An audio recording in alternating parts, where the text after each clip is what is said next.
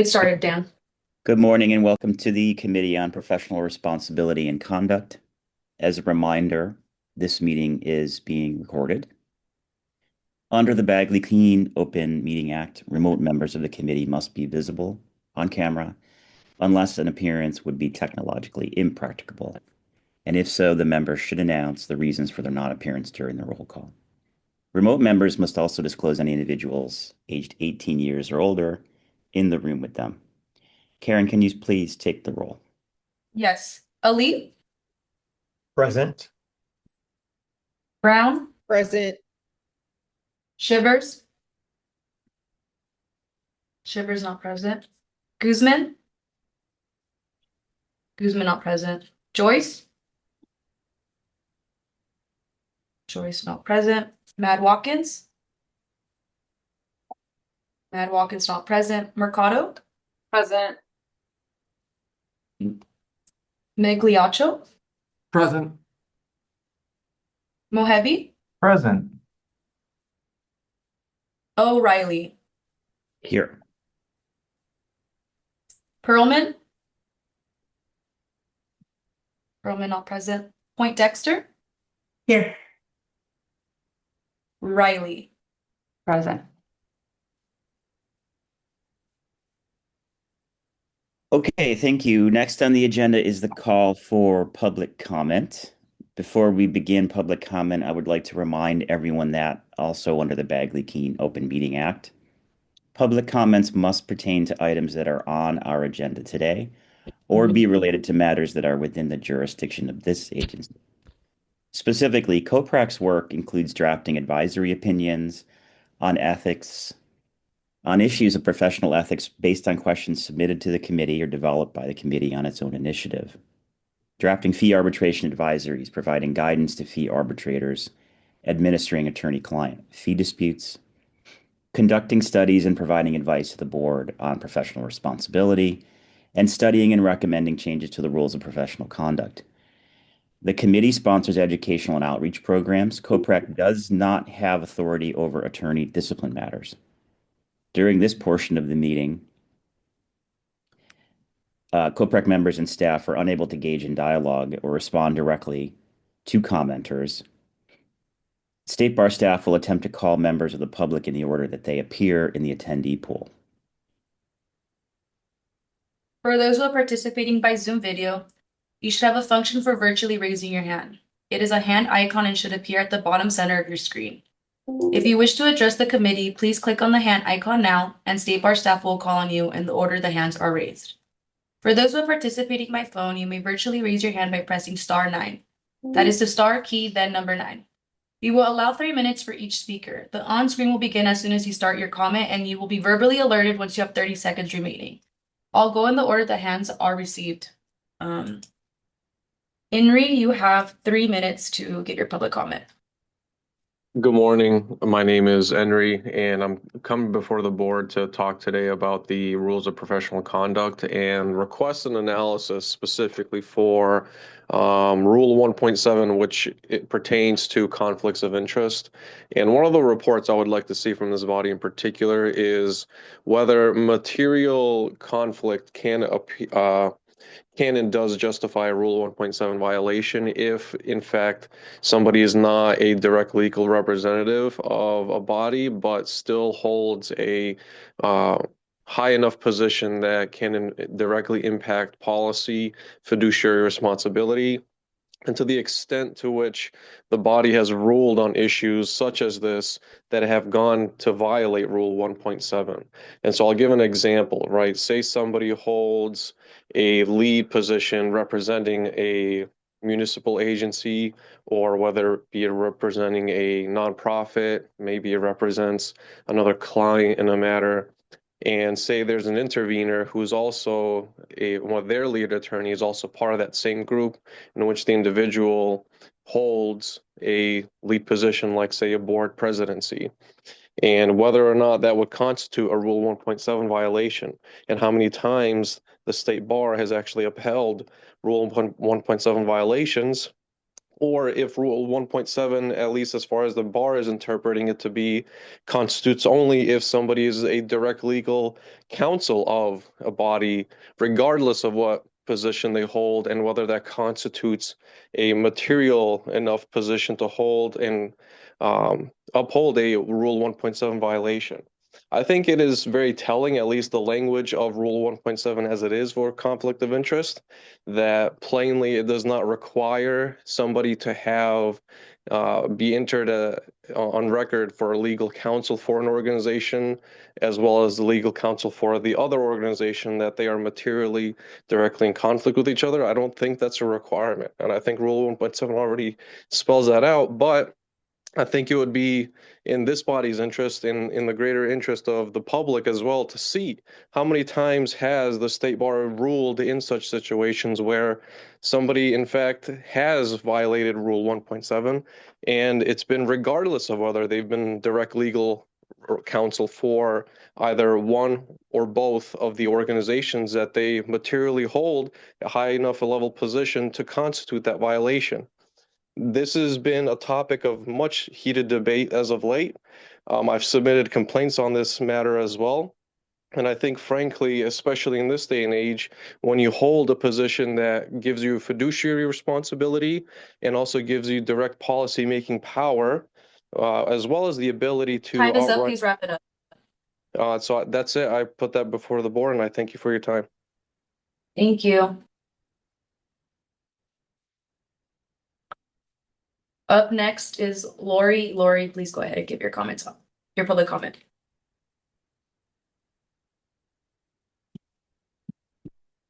Lori, would you like to mute yourself? Good morning. Can you hear me? Yes, we can hear you. Great. I'll be very brief because I'm restating a written comment that I submitted. I am very concerned about an amendment proposed by Attorney General Pam Bondi to the federal regulations that would block state bar ethics investigations while the Department of Justice investigates any of its attorneys who have been alleged to have committed an ethical violation. The regulation is at 28 CFR 477 and would states that when a allegation is presented to a state bar that a Department of Justice attorney has committed an ethical violation, the Attorney General of the United States has the authority in the first instance to rule on that ethics violation and will request that the state bar suspend any investigation that it has begun. And if the state bar will not suspend its ethics investigation, it will take, quote, appropriate action. DOJ will take appropriate action to enforce this regulation to prevent the bar authorities from interfering. This is a direct challenge to ethical standards of state bars and the independent enforcement of those standards. The committee and the state bar in general should very strongly speak out against this amendment to federal regulations. And it is still open for public comment. And I sent a link in my written comment to the comment page, but I think an official statement from the bar is in order. Thank you very much. Thank you for your public comment.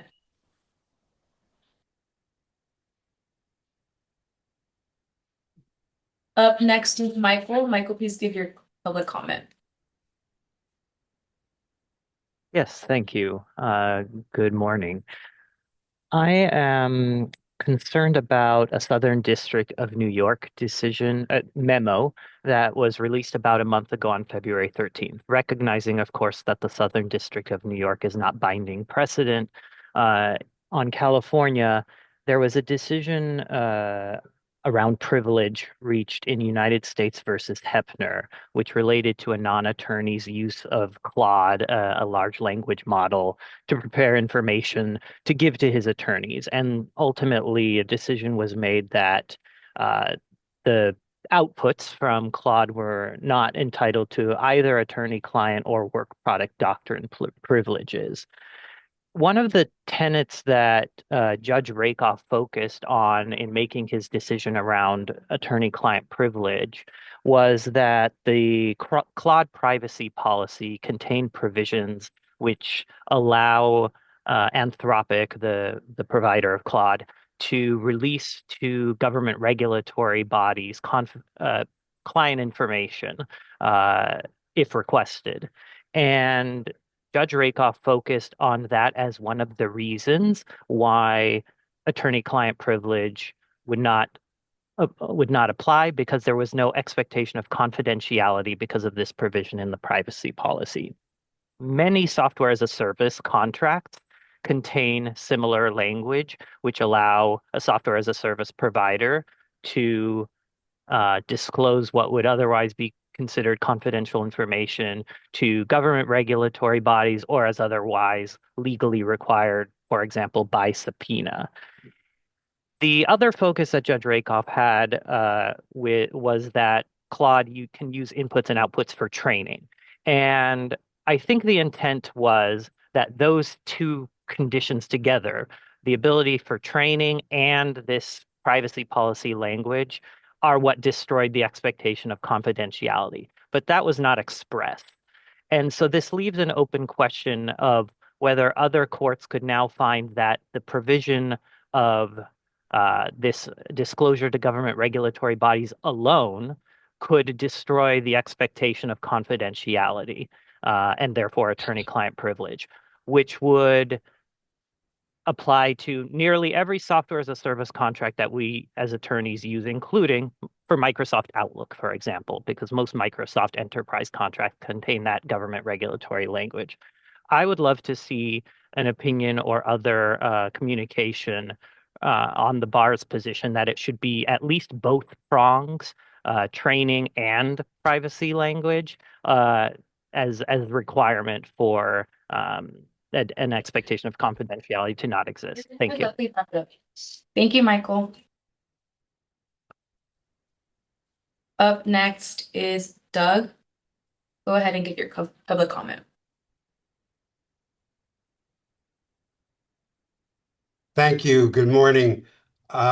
In reviewing the proposed materials on artificial intelligence, I wonder if the working group maybe already has, but if it has not, I wonder if the committee could address whether amendments are going to be proposed to the comments to Rule 5.2 in addition to 5.1 and 5.3.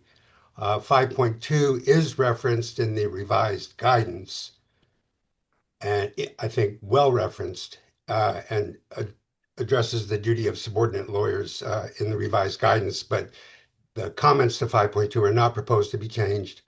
And my second comment is I wonder if the committee could address at all issues of confidentiality between clients at the same firm in the use of a closed AI tool.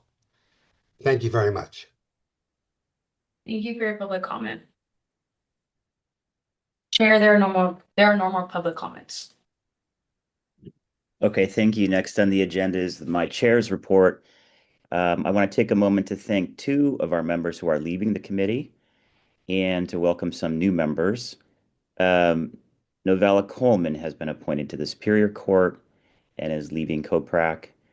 And thanks, Novella, for all your very hard work.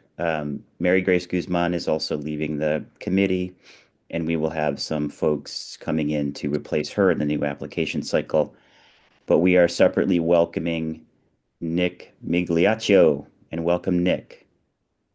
I see that you're here. Nice to meet you. It's great to have you. And who is stepping in to fill the remainder of Novella's term, and welcome. We received some feedback from an attendee following our last meeting, suggesting that when committee references materials or background information that may be well known to members, but not necessarily to those observing the meeting, it would be helpful to briefly describe or direct the audience to those materials.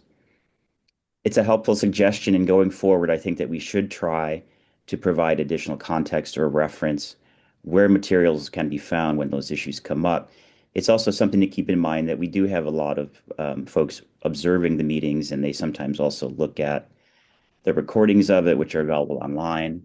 And so if you reference materials, I think it would be helpful to try to point to where people can find those materials online.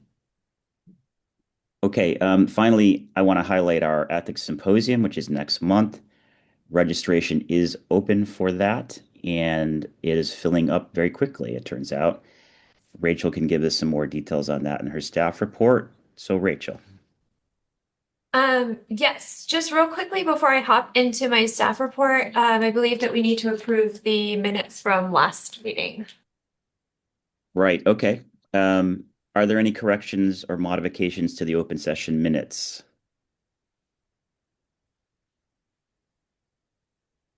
Hearing none, may I have a motion to approve the minutes and a second? I'll move to approve them. Second. Okay. Eleanor and Raquel. Okay. Karen, please call the roll. Okay. Ali, Yes. Brown, Yes. Joyce, Yes. Mad Watkins, Mercado, Yes. Migliaccio, I would need to abstain. Mohebi, Yes, sorry, I was having trouble getting off mute. Perlman,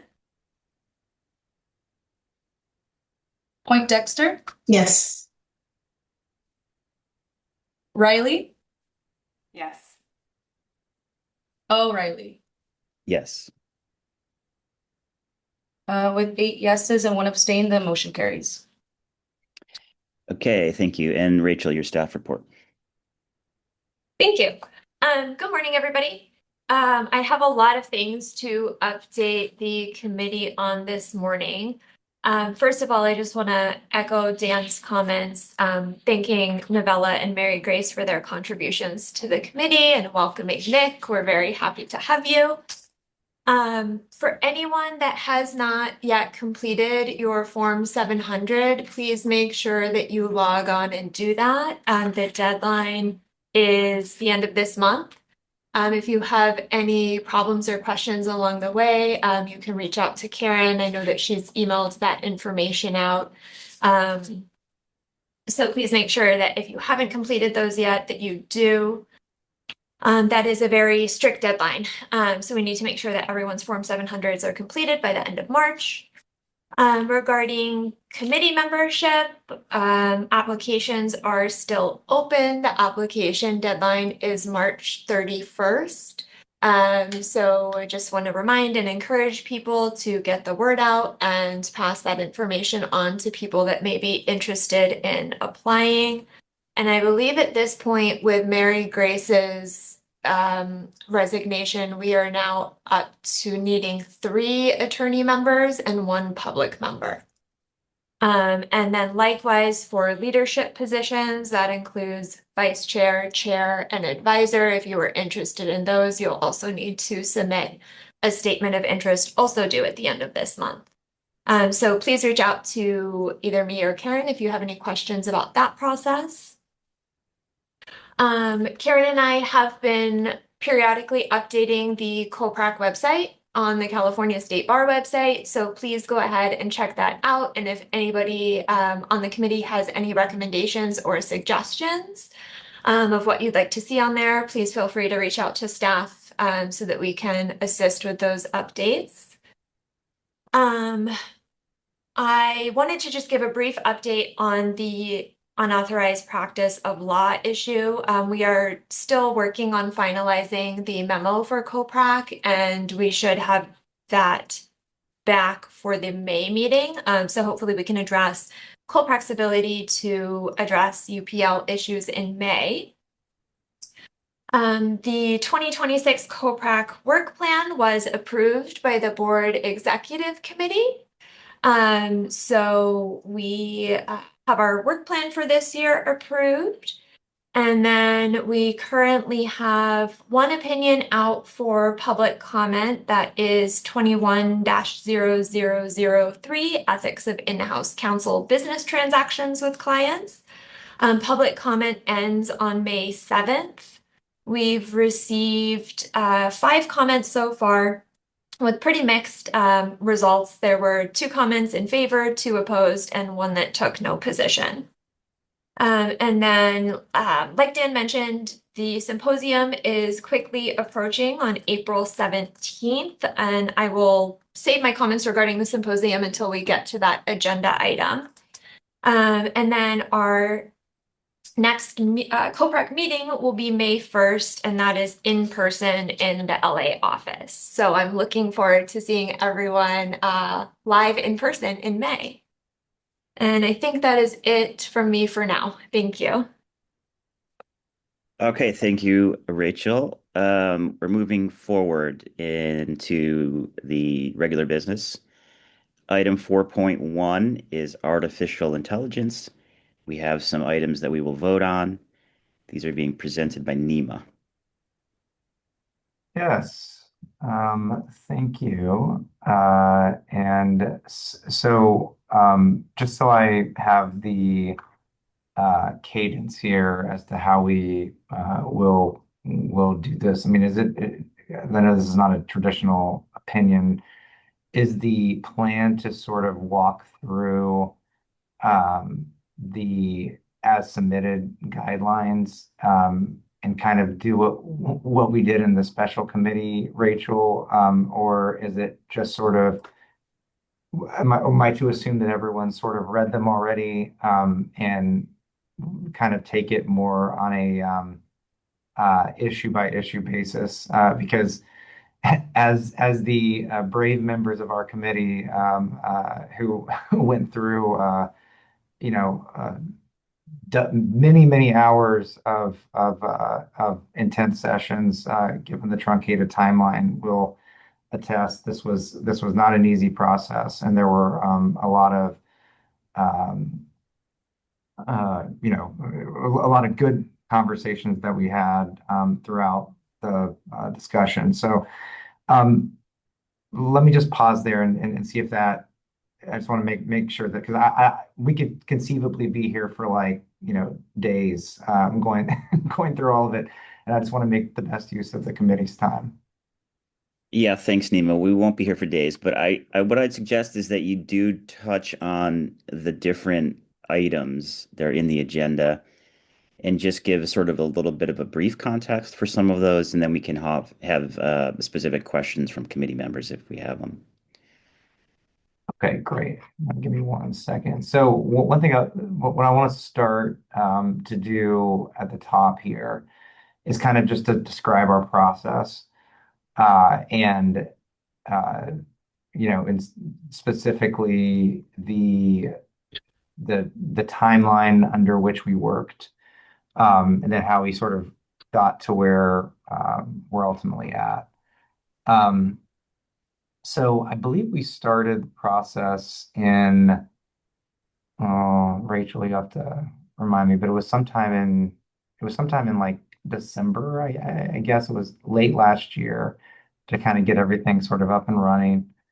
And it was made clear sort of in January that this needed to move at a much quicker pace given the Supreme Court's guidance, but also that there was a lot of focus on getting this out before today's meeting. Actually, in other words, it had to be in a place where it could be presented at today's meeting. And so we had on the committee Daza Greenwood, who was part of the group that worked on the first AI guidelines back in 2023. And Daza is, I guess one could call him an industry expert.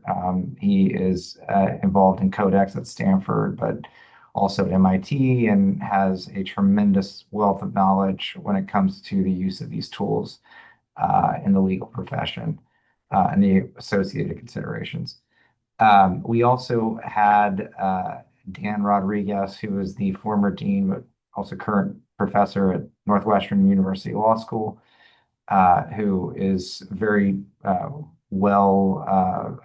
steeped in these issues, to kind of have an academic perspective as well. We had an academic perspective because we had Allison on the who's on COPRAC, who's also a professor, but having a little bit more of that rich perspective was, the idea was to kind of make sure that the team was covered from a tech standpoint, but also from a legal academic ethics standpoint, just so we got the full picture, all the information possible at the time. So with that caller, we kind of operated on an expedited timeline. We had weekly, sometimes bi-weekly meetings lasting anywhere from an hour to 2 hours.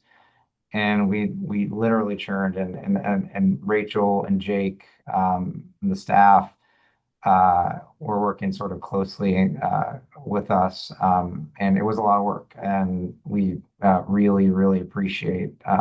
I certainly appreciate the whole committee's work, but also, in particular, Rachel and Jake, who, I mean, just were on top of it and made sure that this got done. And got done on time. So with that, I will kind of start going through what we've done, and then you kind of we can talk about anything that the committee wishes to discuss. So we've included, and I believe in the okay, yeah, Karen's going to share. Thank you. Yeah, so this is essentially I would call it the master document, the practical guidance for the use of generative artificial intelligence in the legal profession. And this looks a lot like, or at least if you've seen the 2023 guidance, it looks a lot like the 2023 guidance, at least at first blush. But once you see the red line, you'll see that there is a lot that has changed / been added. And in terms of the organization, it is organized again like, yeah. So there's the red line. The impetus for the changes is primarily what was given to us via instruction by the Supreme Court. Which is in light of the proliferation of autonomous tools, agentic AI, and really the massive scaling advancements in the use of these tools. It just became very clear very quickly that our 2023 guidance, while certainly directionally relevant and correct, was not nearly as comprehensive enough as it needed, as we think it needs to be, in light of how quickly the technology has changed in the past 2 to 3 years. So our drafting of these guidelines, again, the same structure, the same idea about having a place where attorneys can kind of go and easily understand, like, well, okay, well, how do the use of these tools impact my ethical responsibilities with the context of the rules that already exist, which, by the way, have stood the test of time, and continue to stand the test of time. And so, our goal, as always, is like, well, if it's not broke, don't fix it. We don't want to change rules if we don't have to change rules. And we think that the rules, even today, are well equipped to deal with the issues and sometimes substantial issues that attorneys are faced with in sort of navigating these new tools. That being said, these guidelines, like I said, have a lot of changes, and I think that changes are sort of important to kind of sort of reframe or refocus how an attorney looks at their use of these tools, in particular agentic tools. So that's where a lot of the substance addition has come into play. The committee also worked on proposed changes to the comments of several rules. I believe one of the public commenters mentioned is Rule 5.1 earlier today. But those comments are also, areas where we thought some clarification was needed. Again, not change to the text of the rules, but essentially more guidance for attorneys as they're navigating this potential minefield. We've all seen the public enforcement actions of recent months and the court orders sanctioning attorneys, and there's a lot of really thorny issues here that absent the right amount of guidance are going to be difficult for folks to understand. So our goal again was to make this as easy but also as comprehensive as necessary for the next phase of where we're heading as a legal profession. So let me just sort of stop there at a high, because I just wanted to talk about the high level kind of approach. If there are any questions from the committee here, the broader committee, we're happy to kind of address those before I kind of walk through the specifics. Okay, thanks, Nima. Questions for the working group related to these red line documents?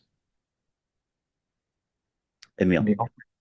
I didn't really have questions about the actual guidelines. I guess I just had some comments about the rule changes. And so I guess, they're comment changes. And I guess from my perspective, I try to be very judicious about changing rules or comments. And I see the value of making changes to the comments to Rule 1.1 and maybe 3.3. I think those are potentially very valuable to provide some clarity. And then we heard from a commenter, I think his name's Doug Freefeld. He was suggesting that maybe there should be a comment added to Rule 5.2, which it looks like there were some changes to comment 1 of 5.1 and the single comment of Rule 5.3. So I query whether, one, we should then add a comment to 5.2 or scrap that and kind of limit it to just, for example, comment 1.1 and 3.3. Yeah, so that that's more of like a specific comment. So I was anticipating kind of getting like going through and so if you really can put a pin in that, and so when we come back to it, I think that so we could kind of all get on the same page at the same time. Sounds good. Okay, Raquel. Hi. Nima, I just wanted to say, I don't think you identified everybody who was on the committee. So sorry. Yeah, I didn't walk through everyone who's on the committee. Yeah, I assumed that it was known in terms of who we are here, but we had Raquel, Aaron, Allison, Eleanor. I think that's it. That's Yes. it from our committee. Then of course we had Daza and Dan, who were not part of COPRAC but adjacent, and then Rachel and Jake. So the other thing I think as we get started would probably be helpful because it'll tell us how deep we should go is sort of what has the preparation been of the committee members? In other words, how much have they read? Because I do think this is one that a little bit more significant than opinions and advisories because it's ultimately gonna be what the Supreme Court uses.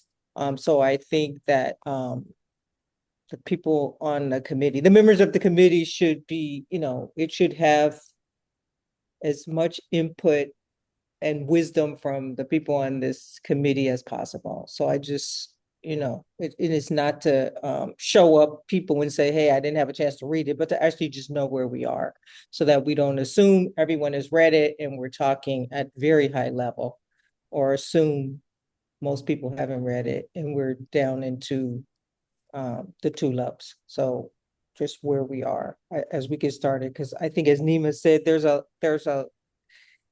lot behind what is on the screen. And I think Emil just, in what Emil said is an example of something that's really important and that we did spend time talking about.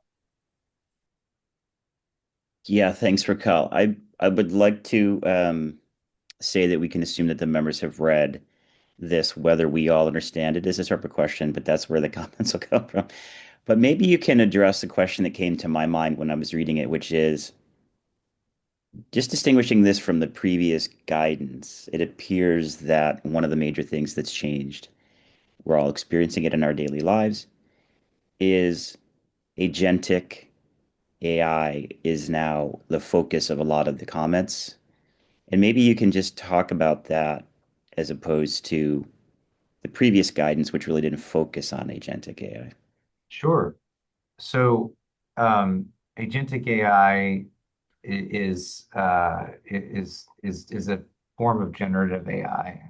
We had many discussions about how we frame these definitions, but the idea of agentic AI is that it's a sort of self-executing concept at a very base level. So you create an AI agent using whatever platform or LLM system you want to use, and that AI can be given tasks, or, as Daza showed us, skills. Like, you can train the agent to do X, Y, and Z, and the agent will then go off and do it, and then interact with other agents that you might create, at least in the law firm context. So Daza gave a very, I thought, compelling presentation. I'm going to say maybe compelling is not the right word, but illustrative presentation on how this actually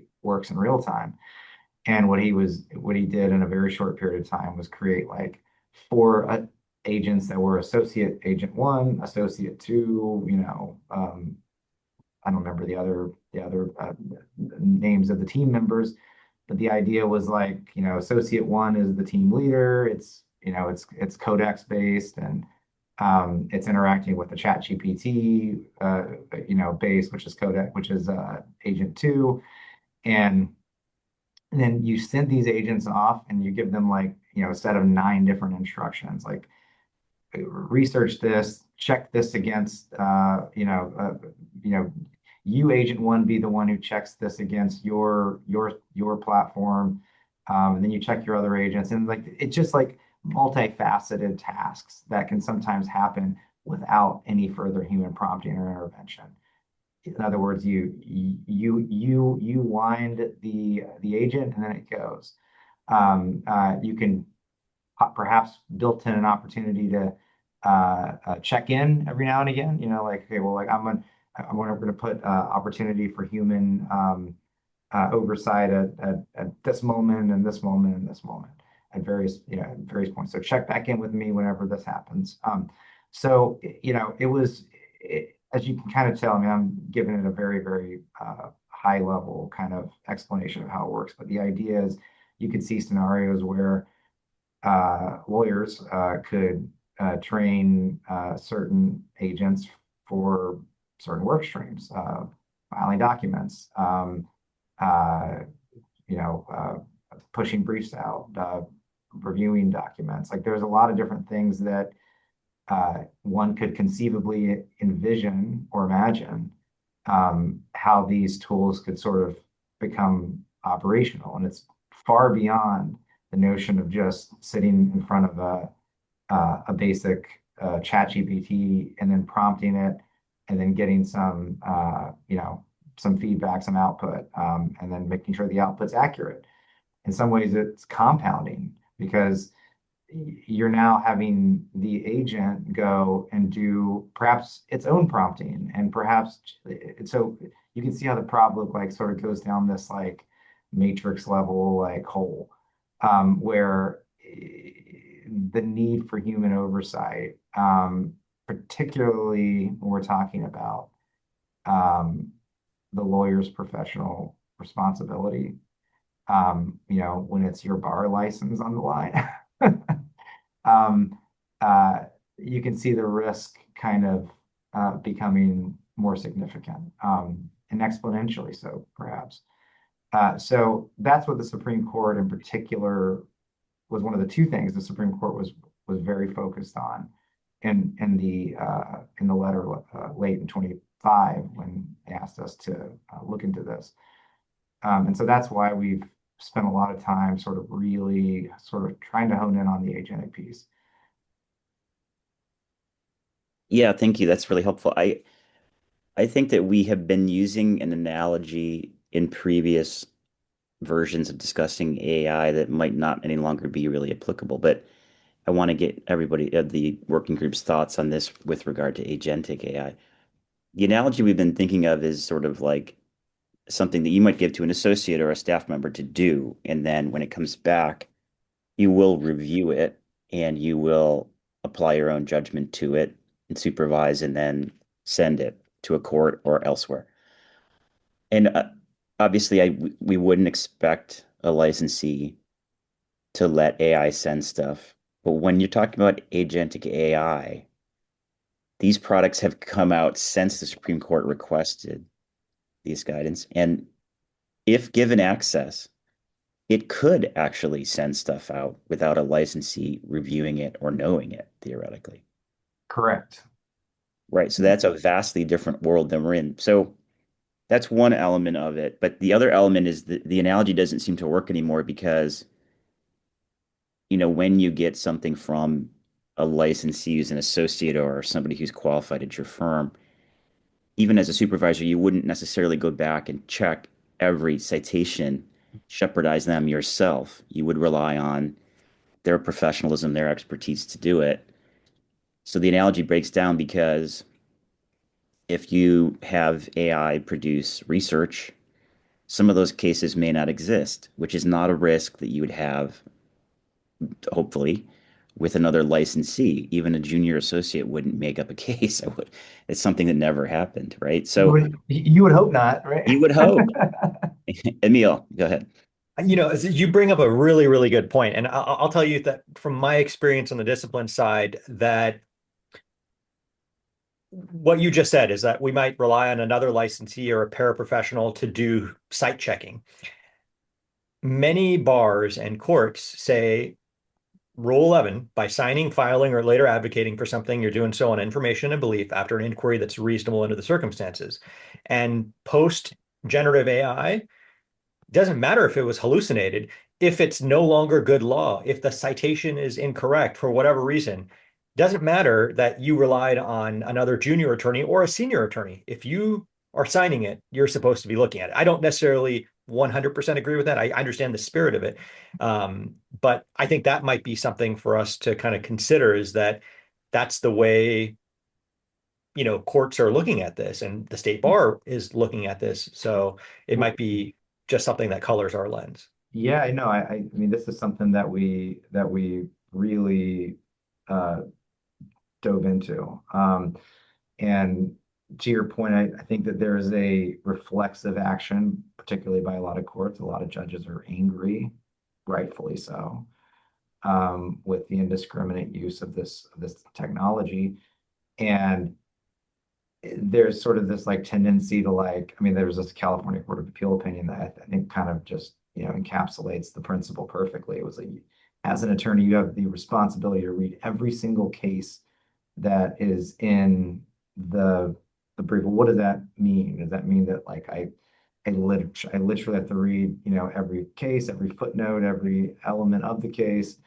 And I don't think that that's what the court was implying, but I think what the court, and I think what our, with all this sort of sausage making that we went through on this, I think what it really came down to was that it's very complicated, but in some ways very easy because it still, to this day, comes down to the attorney's professional judgment.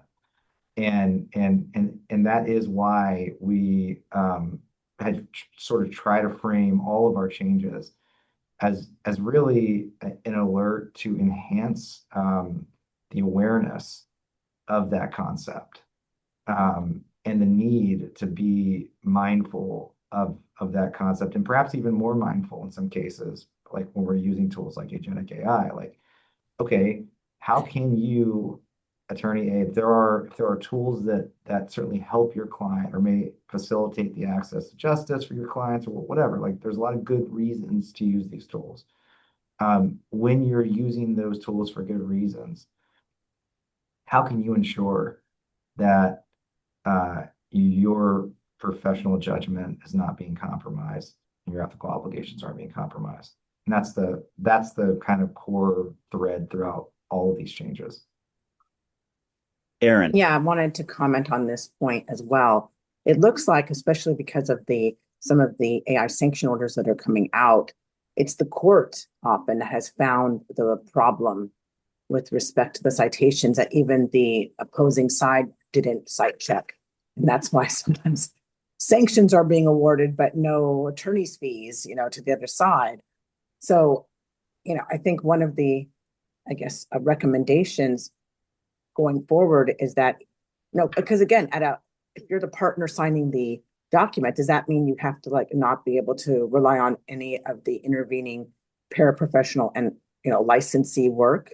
And basically, how do you build that to the client? Where's the savings to the client? Where's that a lot of times if it's 2 or 3 iterations past when it was used, it's not like the baby associate says they used AI. So I think it's having, reasonable checks and balances at the firm to both check the opposition documents and the internal documents to ensure some clarity and some reliability on the sites because of what's been going on. It's disastrous.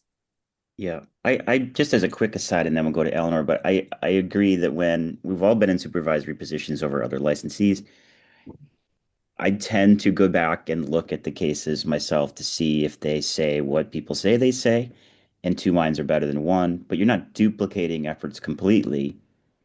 But when you're supervising somebody else at any level, if you're going to sign a brief, yes, you would probably want to go back and do that. And we would probably all agree with that. Eleanor. So with apologies to the working group, because I had some comments that I was late in providing, so we agreed I would raise them at this meeting, and I hope they'd be fleshed out in advance. But there was some discussion in the working group sessions about whether or not the concept of supervision really applied here, as it's expressed in the rules, because supervision in the rules applies to individuals, whether it's non-lawyers or lawyers. And I'm concerned that we have used the term in a way in the guidance that's confusing. And I wanted to give some thought to maybe how to address it. And I think what I've come up with, which I think is a simple solution, would be to just replace it with oversight to prevent this confusion with the rules. And I think it appears throughout this draft. And there are some on the working group, I don't think all, but Nima, you can correct me if I'm wrong in that believe that there should be an oversight or supervisory responsibility with agentic AI. I am not persuaded yet. I'm open to the concept, but I don't think it's in the rules. I think it would probably require a rule change and greater discussion. So for now, my recommendation would be to replace these references to supervision with oversight, perhaps oversight and monitoring throughout the draft to avoid taking a position on that issue until we've further fleshed it out. And Eleanor, because you're interpreting supervision to mean supervising another human being. Yes, I am. And if there's something that suggests it's not intended to mean that, please point me to it. Yeah, I mean, I think in terms of we have to be careful with the terminology. I definitely agree.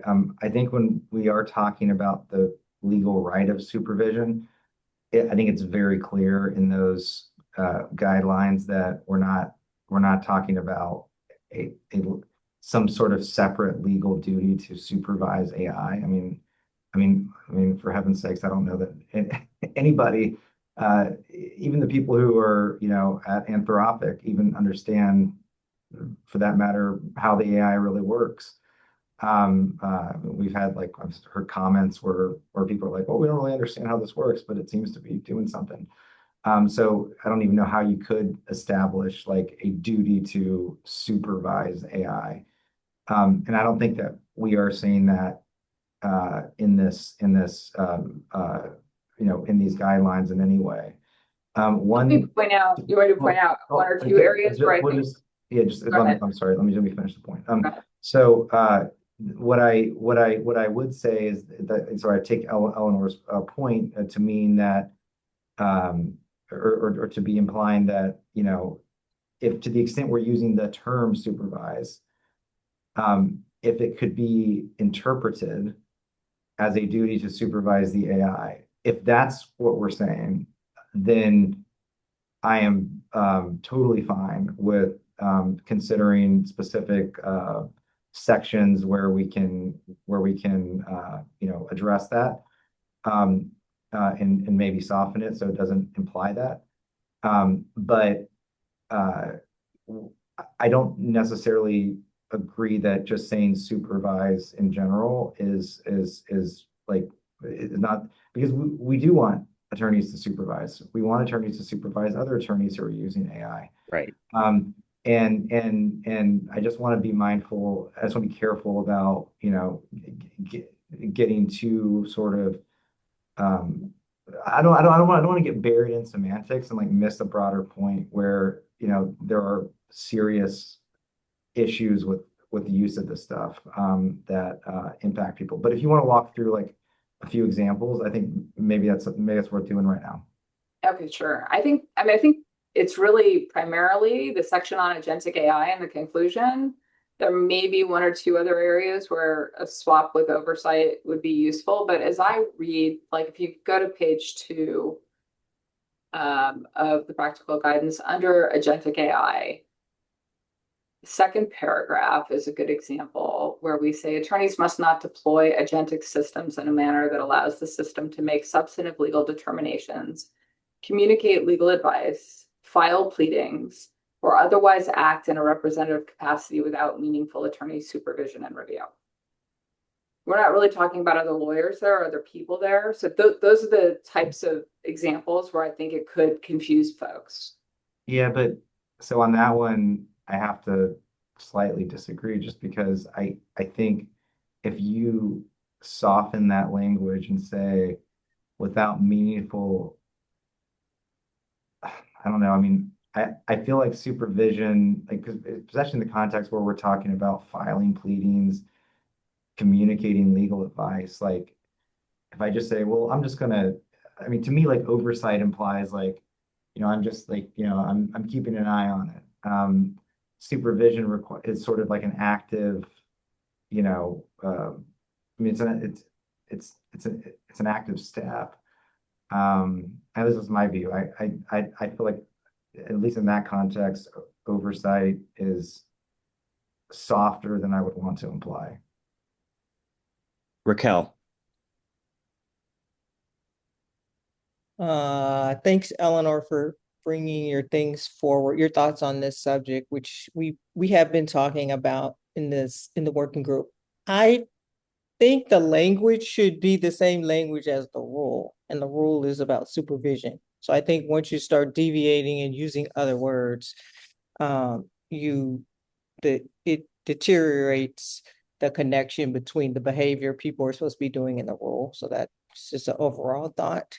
I think we did have a representative from one of the legal tools firm, and I won't say that any of the names, particularly since it's being recorded publicly, in our subgroup.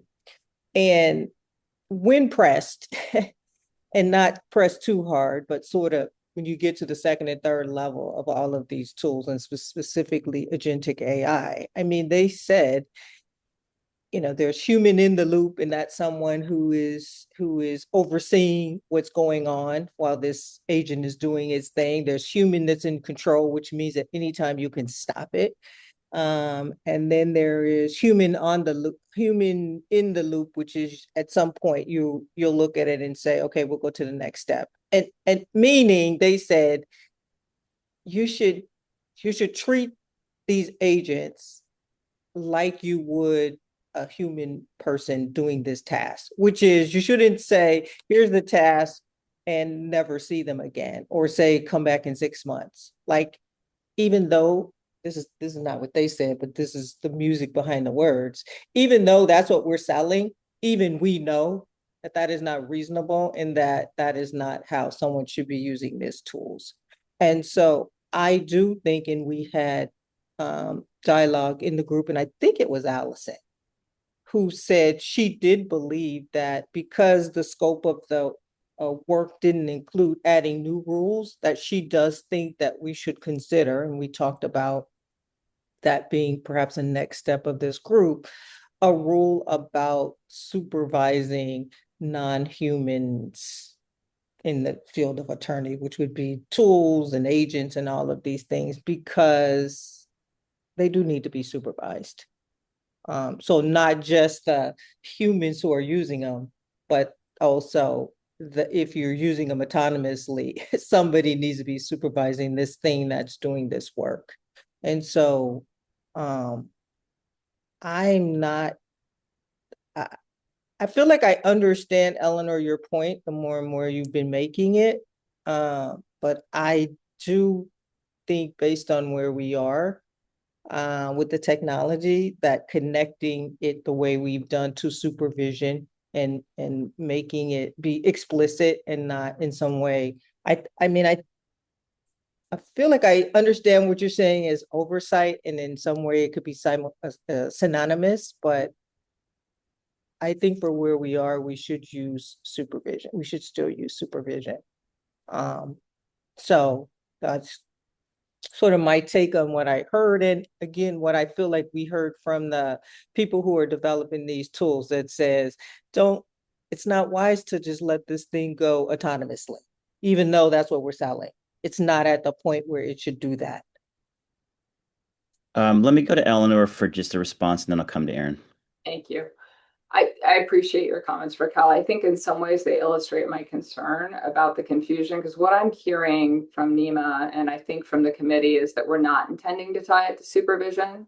And my concern is that will be read as intended to be tied, but perhaps there's a cleaner way, Nima. Like, if I'm understanding you correctly, perhaps it's a footnote that says supervision in this context is not meant to refer to the rules. And that would be simple enough in my view. I think the comment illustrates my concern, and I don't want to make more of it than I should. I just want to put it out there.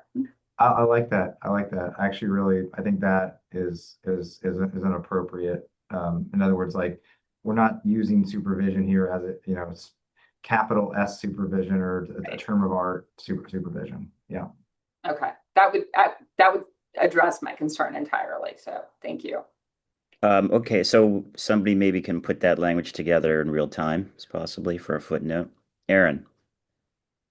I think I don't want to, beat this dead horse here, but I think when it is per se improper to have a boiler room of, intake specialists signing up clients without any attorney, other than, I guess, creating the documents and creating the rubric from which, the sales folks make a determination of who's a decent client that we're going to take on.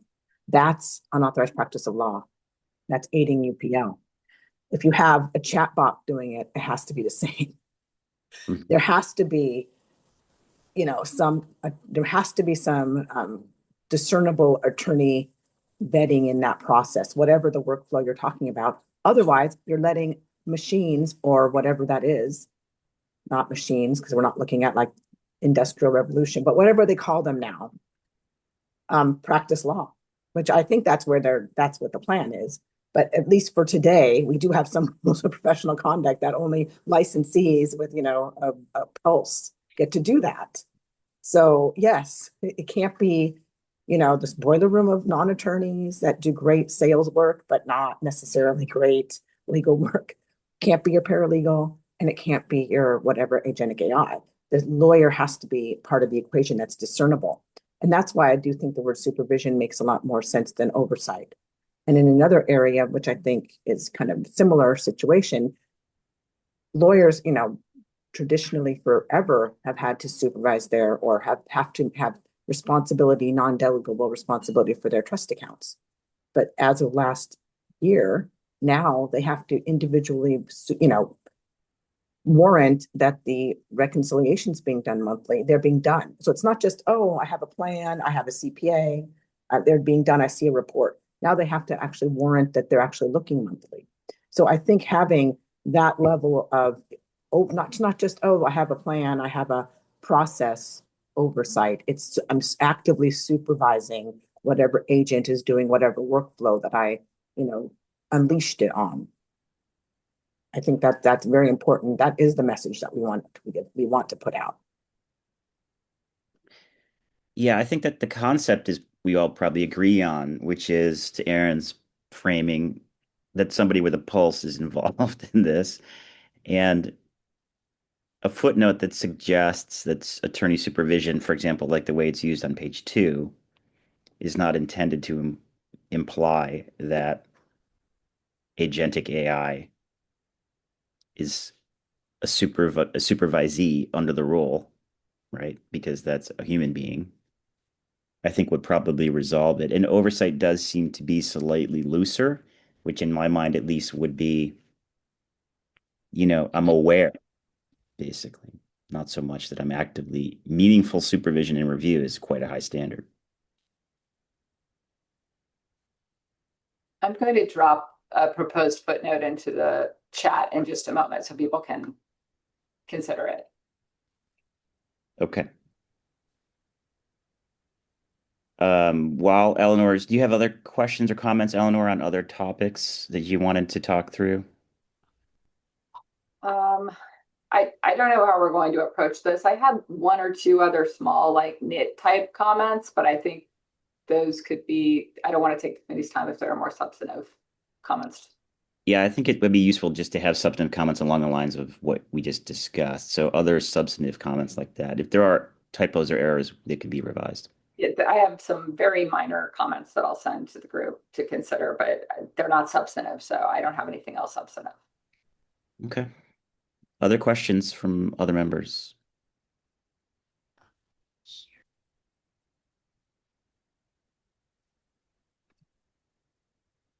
I think Emil had one that Nima asked to put a pin in. Is this the appropriate time, Nima? Yeah, let's do that. Let's go back to, and then I think, so Eleanor just put a footnote in supervision. I added expressly as a nod to folks who disagree with, whether or not it's covered. I don't know that we should include that word expressly, but it's there for consideration. So speaking of maybe letting the attendees know, the attendees can't see that chat, so maybe Nima, you can read it out, please. Sure. The footnote proposed language is supervision in this document may refer to a lawyer's duties under rules 5.1, 5.2, and 5.3, or simply the duty to supervise autonomous agents, which are not expressly governed by rule 5.1, 5.2, and 5.3. And then replace in this document with as used herein. What do folks think about that?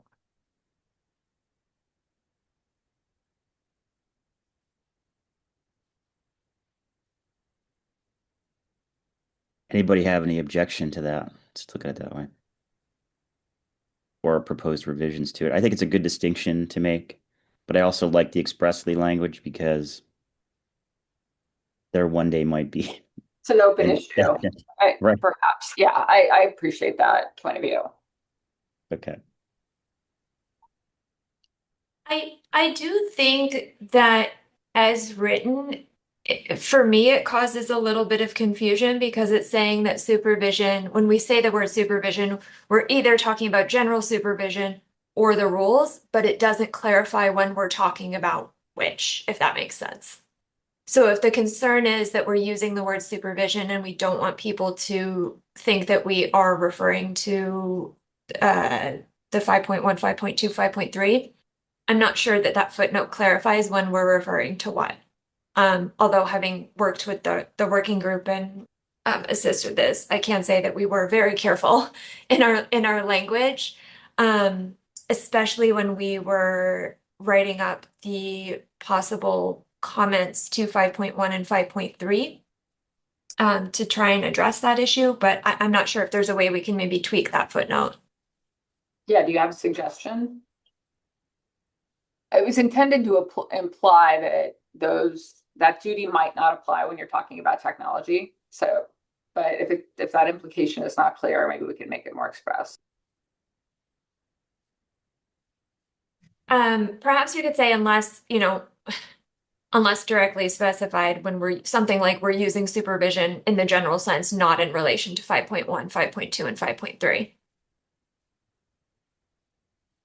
I don't think we're always express about it throughout the document. So, I can, to avoid taking any more time, and maybe others have ideas, but I can play with this and maybe propose a few other alternatives. Well, and I guess supervision is not actually in any of the rules. It's in one comment, but the term supervisory is what's in the rule. But maybe it could just be something like supervision, as used herein, may refer to, both the duties under rules 5.1, 5.2, 5.3, as well as other supervision and oversight duties that may not be governed by those rules. Like, I think that's a more eloquent way of saying it. It doesn't address Rachel's concern, but I like that approach. Emil, what's the nuance difference in terms of, I mean, I heard what the sentence says, but what's the distinction in the way you're rephrasing it? I guess the way I read this is that maybe we're trying to say supervision is, the word supervision is tied to 5.1, 5.2, or 5.3. That's the way I was kind of interpreting it. But supervision does not appear in those.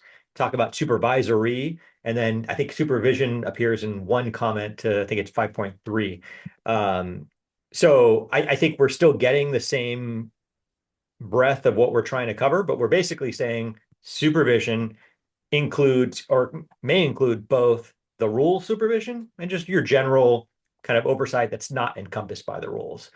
But to be fair, I see the point too. And I mean, do I feel there's a difference between oversight and supervision?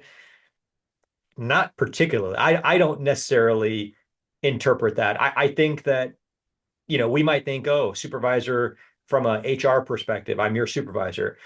But, if I'm a partner at a law firm, I have general supervisory authority under 5.1, direct supervisory authority under, 5.1 and 5.3, and then oversight as well of the whole firm. And I kind of look at those as pretty much the same, but it was just a thought.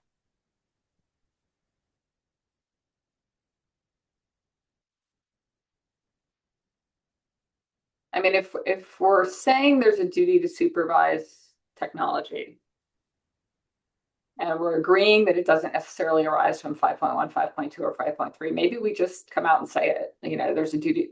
The duty to supervise might arise from rules 5.1, 5.2, 5.3, or other obligations under the rules with respect to agentic AI. Something like that. I think it's a step further than I would want to go, but I think that's essentially what we're saying. So I guess, again, is it the duty to supervise the technology or the use of the technology, right? That's the distinction. Well, you definitely have an obligation to supervise another attorney's use of the technology if you have direct supervisory authority. That's clear. Yeah.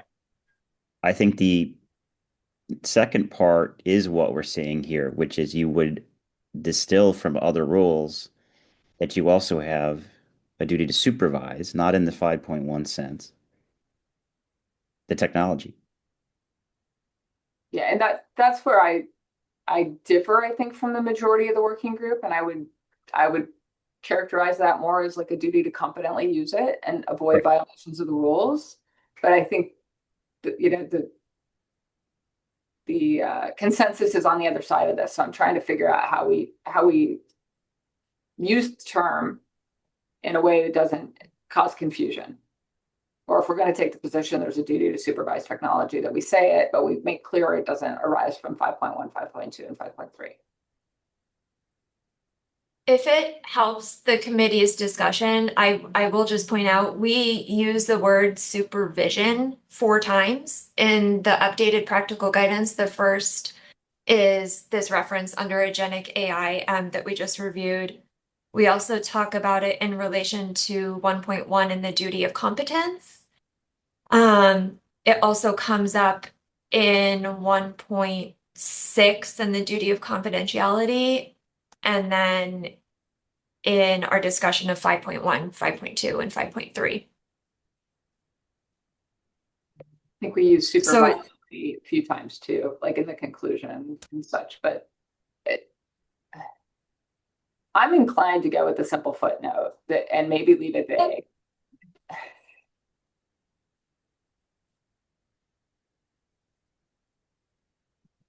Yeah, to the extent that the text doesn't make the distinction, I think it can say the duty to supervise people using technology is clear.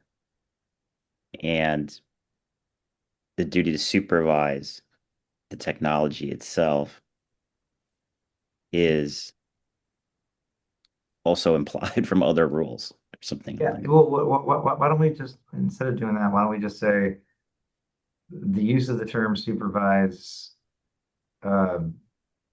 is not, is not, or supervise or supervision,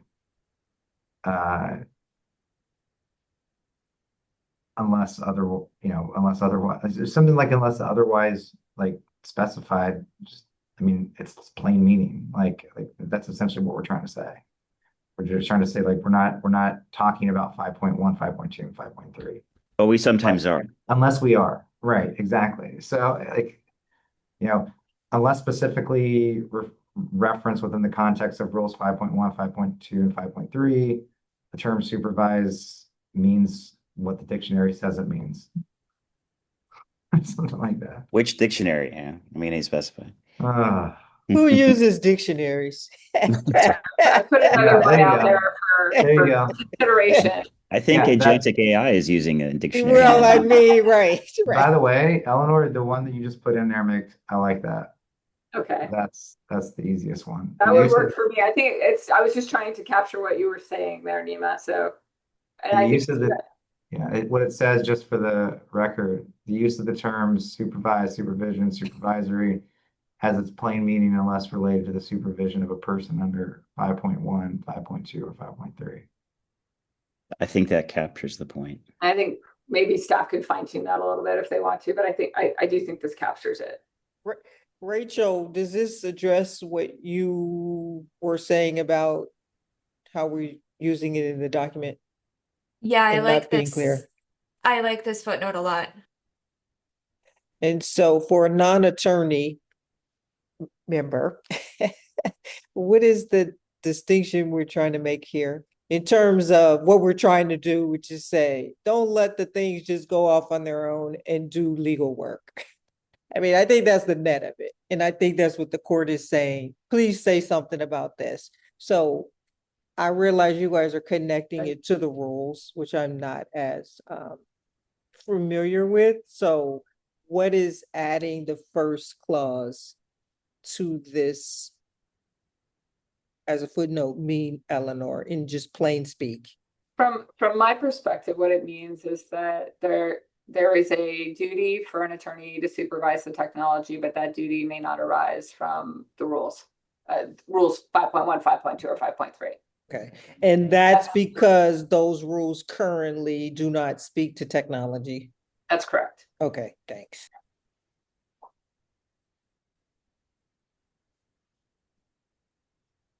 Aaron.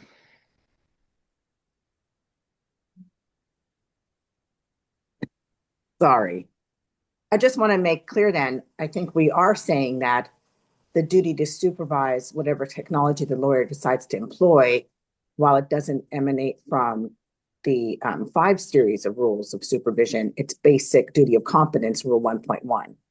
Maybe we should just say that then.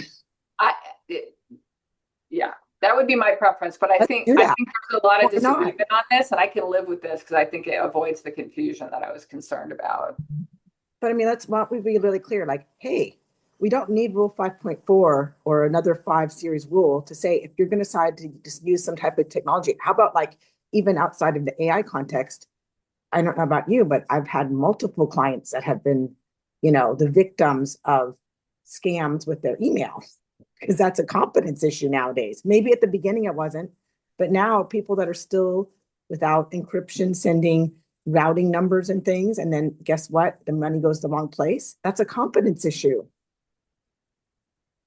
So I think that let a couple sentences or even a sentence about that whatever technology, including agentic AI or any type of AI that is employed by the lawyer, has to be employed with the touchstone of their duty of competence.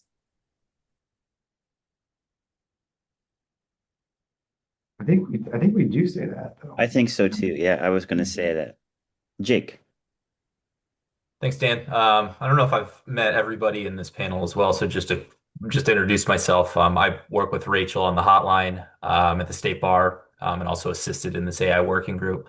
I do like Eleanor's comment as well, and I think we can, as staff, me and Rachel can try to weave in maybe that competence suggestion into the footnote, just in an effort, if you guys have other items on the docket to chat about, but kind of seems like everybody's more or less in agreement with that concept. So just on staff side, we're happy to try to kind of mesh those together. I think that'd be great. I just tossed something in there. I don't think it's perfect, but if staff could do that, I would support that effort so we can move on. Yeah. So, okay, that's great. So let's do that. Let's go other substantive points related to this. And then staff can, using this most recent one from the text, which I'll just read out for folks who are attending, the updated proposed footnote language that staff will then revise and fine tune would be: the use of the term supervised, supervision, supervisory has its plain meaning unless related to the supervision of a person under rules 5.1, 5.2, or 5.3. The committee notes that the duty of competence requires a lawyer to supervise technological agents. Okay, so staff can fine tune that, and think we probably agree that that's a very good distinction to make. There might come a time when there's a rule related to supervising an agent in the 5 series in itself, but right now it's limited to humans in the 5 series. Okay, other substantive points related to these documents generally or specifically.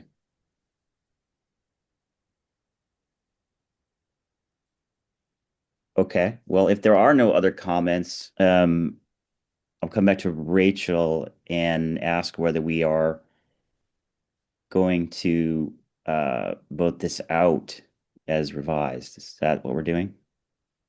Yes, Sorry, go ahead. Emil had a question. Sorry, just in case, are we only talking about the guidelines, or are we also still going to talk about the rules? Because that's the part that I put a pin in. Yeah, so I just wanted to get a sense of what we're going to be doing today, and then we'll go through each one if you have substantive questions about them. Okay. Yes, so we will be voting out this practical guidance to the Board of Trustees today. I would prefer to do that after lunch so that Jake and I can finesse that footnote and we can speak with Eleanor and get her minor edits as well, so we have the final version in hand after lunch. And then we will also need to vote out the proposed comments to the rules. So we should probably have another separate discussion about just the rules. And those will be voted out for a 45-day public comment period. And then we have the all licensee email that COPRAC will need to take a vote and approve. So those are the three kind of separate AI related items that we are going to be voting on today. Okay, great. So this practical guidance, which is what we've been talking about so far, will go to the board for approval. The notes, the proposed changes to comments will be issued for public comment, and then the final licensee email would be distributed. So let's go to the actual rules. And Emil, you had a deferred comment. Yeah, and I think Nima said that he was going to maybe go through the rules. Maybe that might be easier. Well, I think we should, yeah, let's, I don't know who's driving the screen share here. Maybe if we could put up the red line for the rules, that would be great. Yeah, let's do that. Yeah, Karen's getting that pulled up and we're getting the Word version so we can make edits if needed.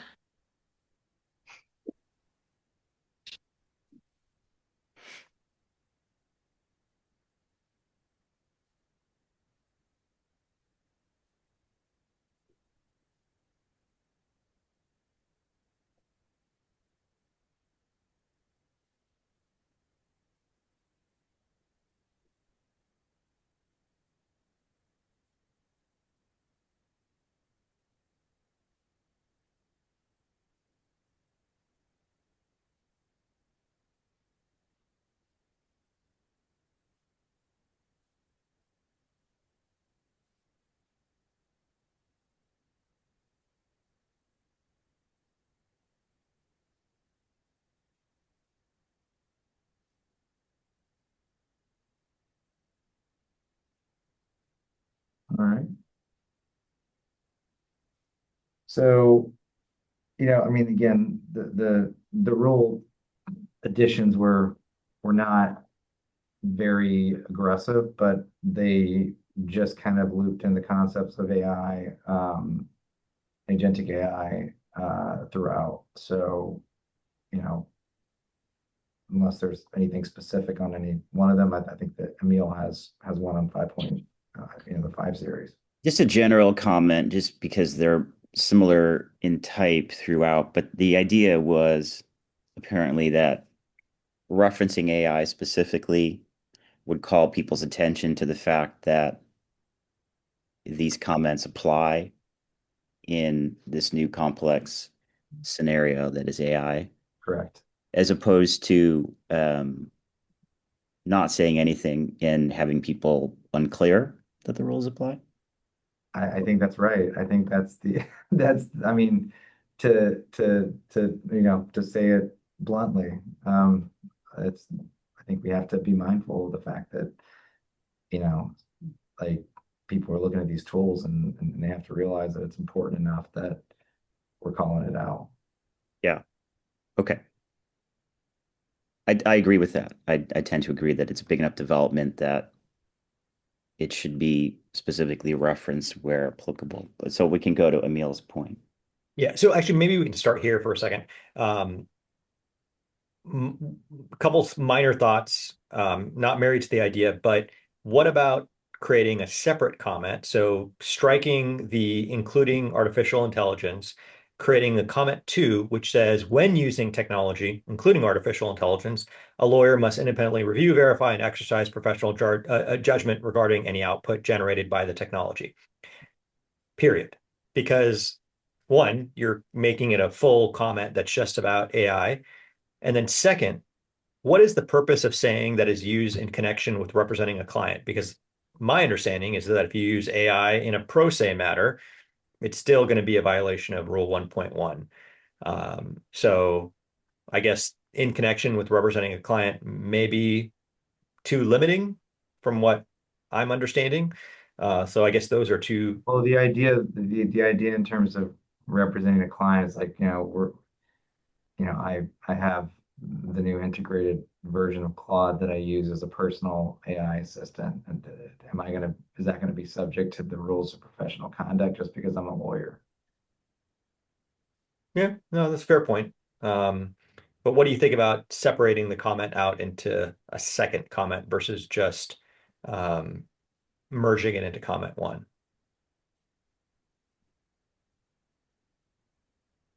When using,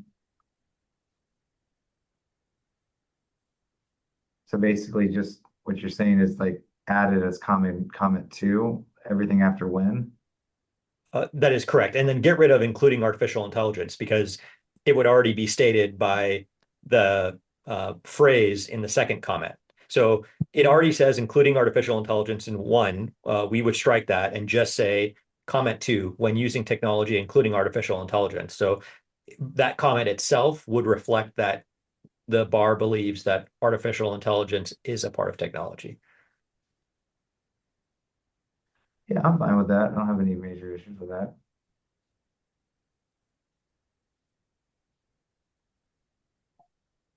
Do you want to make that change on the screen, see what it looks like, Karen? Is that possible? Yeah, give me Are one you okay sec. with that, Rachel, or do you have any comments? Yeah, no, I am. I'm trying to manage my multiple windows here, and I was All right. trying to see, I was trying to go back and see how we started this, and it was always just tacking it on to comment one, because we went through several changes in the working group with these rules. Sometimes they were separate comments, sometimes they moved them back around. So I was just checking the history on this one, and this one stayed the same from day one, pretty much. So okay.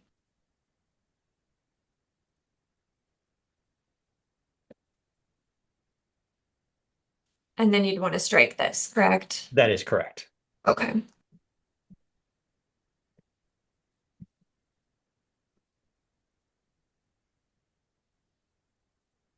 Did I get that correct? Yes, you did. And then old comment two would just have to be renumbered, or Yeah. and three. Yeah.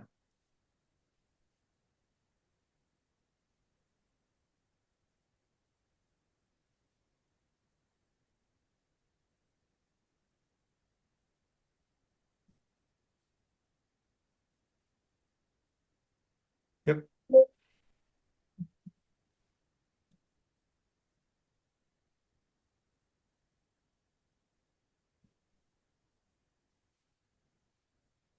I just have one question in striking the including artificial intelligence from comment one. Because we specifically call it out in comment two, I don't want it to be confusing for comment one. I mean, we want people to keep abreast of the changes to all technology, including AI. So I don't know if we should leave that there or if we're okay striking it, but. I see that point, but I guess if artificial intelligence is relevant technology to a lawyer, to a specific lawyer, then it is, and it's only the relevant technology depending on their practice area, depending on whether they use AI, whether it's appropriate for them. Again, I'm not super married to the idea, but I think it becomes repetitive. I would actually leave it in one, in part because there's that signaling function that we sort of talked about at the outset, but also because when you take it out of one and leave it in two, it looks like it's been specifically excluded from one. Okay. So then let me ask you this then. Would it be, and sorry, I don't mean to harp on this issue, but if you keep it in one, can you just delete it in two? And or maybe you go back and merge it and you just say, when using all technology, a lawyer must independently review, verify, and exercise professional judgment regarding any output generated by the technology. Right? I think because we were asked to specifically look at adding comments for AI, Okay. that we should be doing that. Okay. I mean, that's how I relate to how we got to be adding the comment.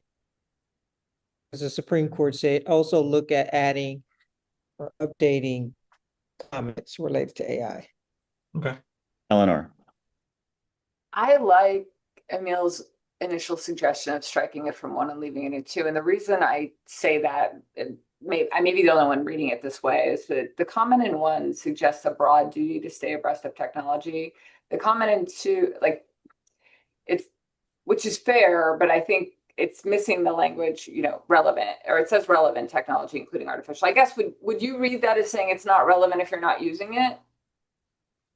Because I think if they're not using it, it really isn't something they have a duty to stay on top of, even if it's relevant to the profession more broadly. It almost suggests to me as I read it that there's a duty to understand it, even if you don't use it, which I don't think we're saying. My point was just that if you modify technology in one place but don't do it another place, you could make an argument that it's excluded where it's not modified. I think the difference for me is it says when using. But I mean, I could live with it either way. I'm just pointing it out. I think his suggestion doesn't do what you're concerned about for that reason, but there's no harm in leaving it in. As long as we don't interpret it as being a broad duty to understand AI, whether or not you use it or it's relevant to your practice.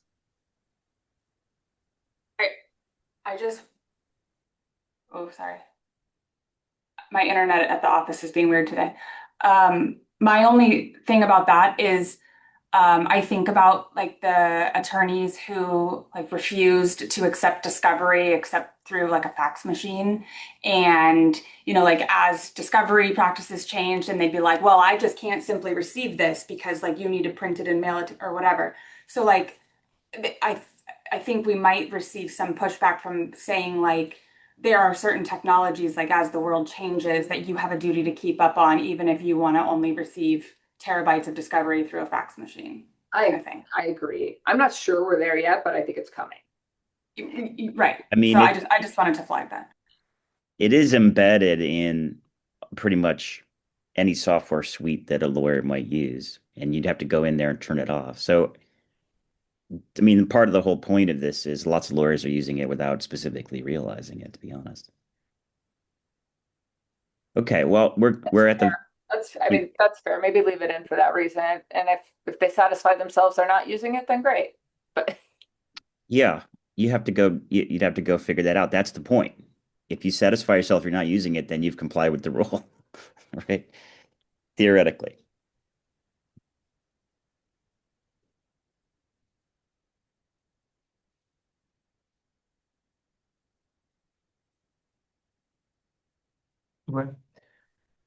Okay, so I mean, it's not a major point. Leaving artificial intelligence in one, taking it out of one.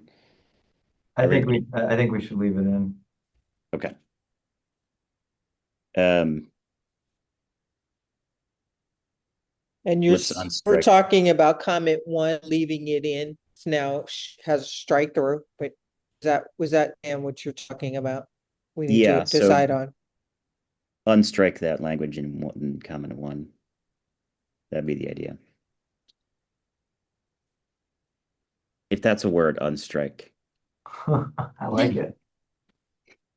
Okay. Okay. Other substantive points about this, or Emil, did this one point address your deferred question, or were there other instances? There were other instances. Okay. But yeah, maybe we can just go, if you don't mind, rule by rule. Just scroll down to the next one.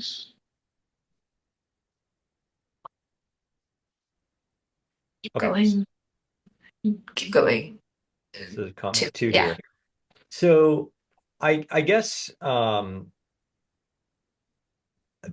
me, this seems kind of obvious, right? So revealing confidential information, again, like, we used to have these old ethics opinions about the use of cloud computing, like Gmail or anything like that. And, there were opinions on that, but I just personally, I don't think that this is needed, because whether you're using Westlaw, Lexis, AI, Clio, or just some random other tool, you have to do some sort of diligence to make sure confidential information is protected. If you hire an IT person at a law firm, you want to do some level of diligence. And I think it's already inferred that revealing confidential information is encompassed by that. So personally, I don't think that this comment is necessary. And in fact, it could maybe be a limiting factor. So definitely hear your point. I'm going to disagree on it, just because I think that this particular wave of technology is unlike anything I've ever seen in the legal profession. And the ease with which folks are using these tools, because it genuinely makes or seemingly makes, the tasks a lot easier, is creating the environment for carelessness. And if we don't specifically call it out, and particularly a comment, I think, again, like we miss an opportunity to provide guidance to attorneys who particularly, they may not be, I think about like how the cloud computing, like, oh, that's just this like tool that I have, like I go on to, newgpt.com or whatever it is, and I'm tossing my client's social security file into this to summarize it for me, and having no idea that on the back end there's some hacker in Nigeria that is pulling that shit down. So pulling that stuff down. So I feel like this is too important to leave it out.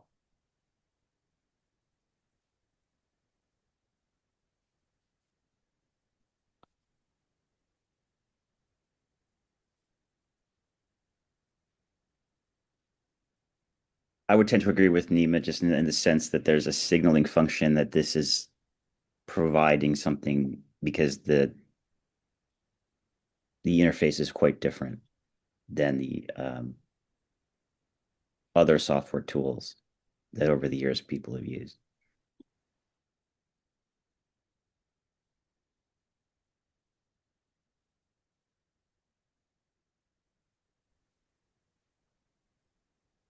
Anyone else? Yeah, curious, Emil, your thoughts having heard Nima's Nima representing the committee's thought on why we included it. I guess, my take is that we can always add more and more. And I guess the lens that I'm coming from is, and so maybe it might be helpful if I give that lens. So there's all these multi-jurisdictional practitioners these days where there might be licensed in multiple states. They have to do an 8.5 analysis about what rules may apply. And then we have, inconsistencies among rules and comments. And obviously that's always going to exist. But here, in my opinion, I don't think we even need an inconsistency, because this should be obvious to anyone that revealing confidential information is like, the more I wouldn't call this necessarily guidance. I would say it almost is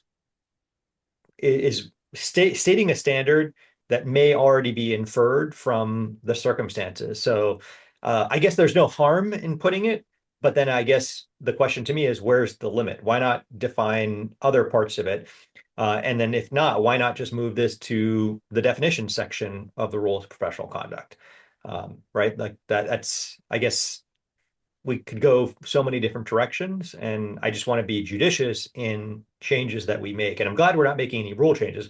We're really focusing on the comment changes, because my theory about AI, generative AI, is that it's already encompassed by the rules. It is sad that we have lawyers that don't use it judiciously or correctly. And a lot of that is personal circumstances, stress, problems at home, things like that. But yeah, so I still stand behind it, but I respect the committee's perspective here.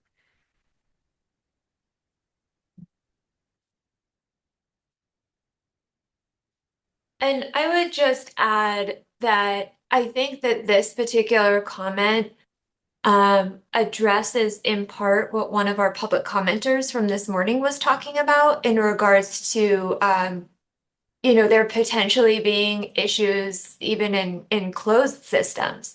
I mean, this comment, I think, really gets to that issue. If you have, it's one of the things that we talked about in the AI working group. If you have two attorneys and there's a screen in place and one should not have access to this case information, you have a duty to make sure that whatever AI system you're using in that firm is not revealing the information that's protected by the screen. So I personally think that this specific comment gets exactly to one of those issues that we had in public comments this morning. And quite frankly, I mean, I'm really looking forward to issuing these for public comment to see what we get back and see what people think about these proposals. Eleanor. I just have one comment. Where we have whether by the technological system or another user, I would put including, because that seems limiting to me, and I think this is meant to be broader than that. It's not just about the technological system. It could be security measures that are present in the technological system, so it could be outside users entirely. I assume the rationale was because there's already includes and including in the sentence. So maybe, yeah. But your point is well taken.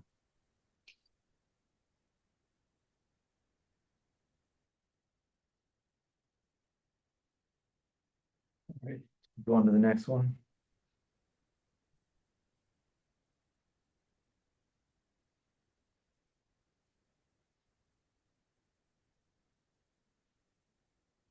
Okay, so my thought here is that you're already required to make reasonable efforts to ensure the firm has, in effect, which I hate that language, in effect, measures giving reasonable assurance that all lawyers in the firm comply with these rules. And the cases that interpret 5.1 all across the country talk about policies and procedures, right? That's why do law firms give, lunch and learns and free CLEs? Why do law firms have huge stacks of policies? It's to comply with Rule 5.1. And so to then specifically call out policies and procedures governing the use of AI, it just seems like, why are we only talking about AI? And again, I know that's the mandate here, but I think it's just a little superfluous. But, again, I'll defer to the rest of the committee. I don't want to be the one kind of just pushing people in a certain direction, but I just want to make that comment known.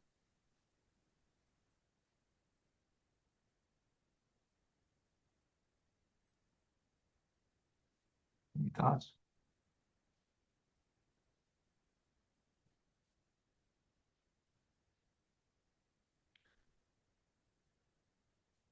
Yeah, I think for mine, I think it's sort of a similar concept to the last one, which is, given how focused the Supreme Court was in its and how eager it has been to kind of push this stuff. That's kind of like we're trying to figure out areas that we can kind of emphasize. I agree with that. I think there probably will come a day in the not too distant future when the word technology in and of itself means AI and those concepts just merge. But in coming back again, just to this sort of signaling function for the audience, which is licensees who are moving up the learning curve on what might be different about this versus like Westlaw from 15 years ago, for example. Eleanor? I would just strike the to establish policies and procedures and just say and govern, which I think would make it, we already say they have to take reasonable efforts to establish internal policies and procedures. So that's the only comment I have, and it's more of a grammatical one.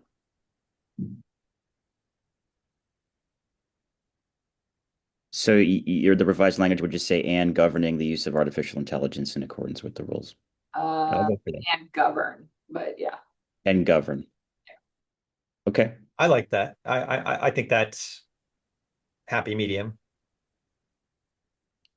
So in note 1, strike to establish policies and procedures, and then strike ing in governing.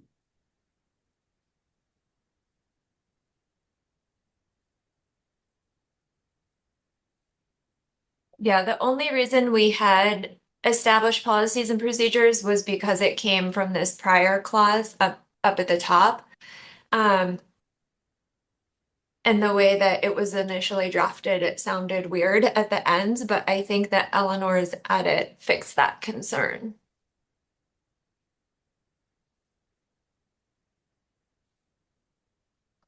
Is this super delayed? Why isn't it showing my changes? Yeah, It's Yeah, laggy. it's not, yeah. I made them. We see you trying to do it, but it's not showing yet. Yeah, so now it says account for client funds and property, ensure that inexperienced lawyers are properly supervised, and govern the use of artificial intelligence in accordance with the rules. Okay, yeah. It hasn't shown yet, but okay. And sorry, well, actually, one more nit then, I'm just reading this quickly. Should we say each in accordance with the rules of professional conduct so that the rules of professional conduct apply to all of the preceding statements? Because right now, the way I'm reading it, only the use of AI must be in accordance with the rules of professional conduct.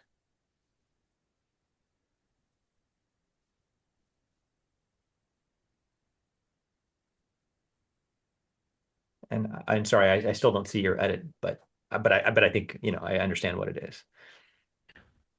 I don't, I made it. I'm not sure why it's not showing up. Karen and I are both in the same document. There it is. Yes, Oh, there it we just go. came through. Yeah.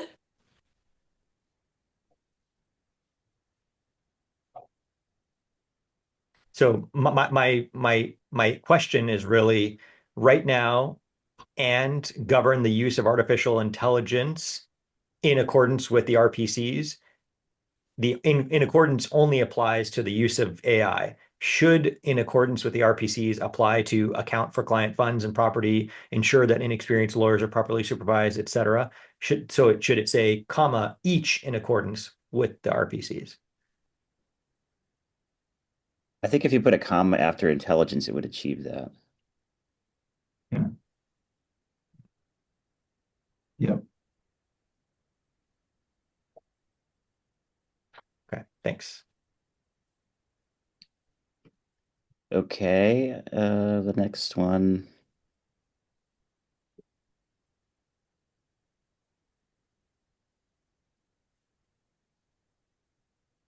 So this was one where there was actually a comment for the preceding rule, like 5.2, which applies to subordinate practitioners.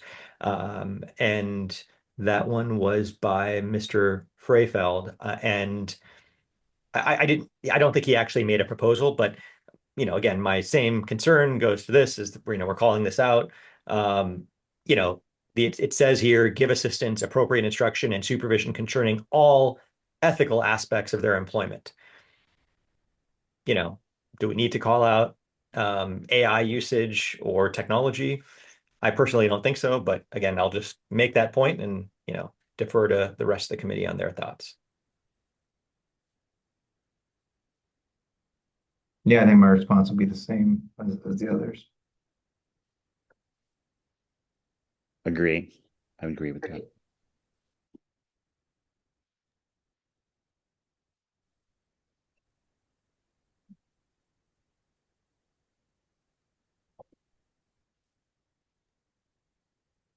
Anyone else have thoughts about this one similar to Emil? Or I mean, there's a thread running through this, which is the mandate from the Supreme Court was to highlight basically positions where AI might be applicable. And part of the working group's approach is to specifically identify AI in these instances where licensees might not think that it would be implicated. I mean, in part, I think if there are omissions, Emil, that would be helpful because I think we're leaning toward identifying it where it applies. So if there are places where you think we've missed it, that might be another way to look at this. But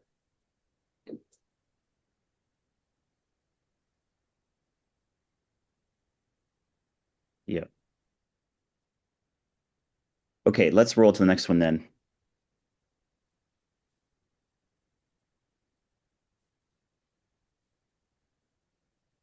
This one, I guess I technically don't have any comment other than one specific comment, because I think the guidelines suggest that you have a duty to communicate with them, with a client about the use of AI, but this doesn't really seem to necessary. Well, I guess it does. I guess the second part of it does, but the first part of it really talks about when it presents a significant risk. So yeah, otherwise, I really just don't have any comments about this. Let's put it that way. Okay.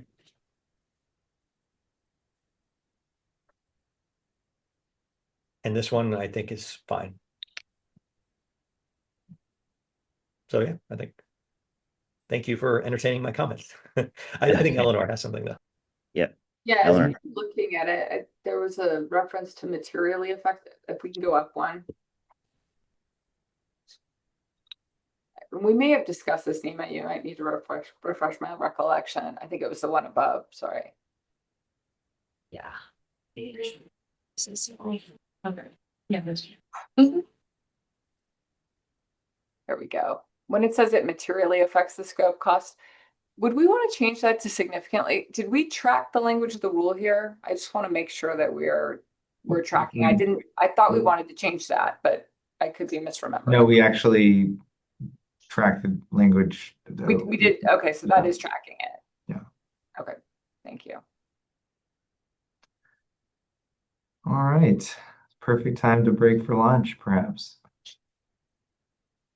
Yeah, is that the end of the red lines? That's the end of the red lines for the rules, and then we just had the licensee email. Okay, in the next 8 minutes, let's take a look at the licensee email. We're trying to be more diligent about sticking to the 12 to 1 timing, partly because people schedule client calls and other things here. And so if we're loose on that, it throws off our day jobs.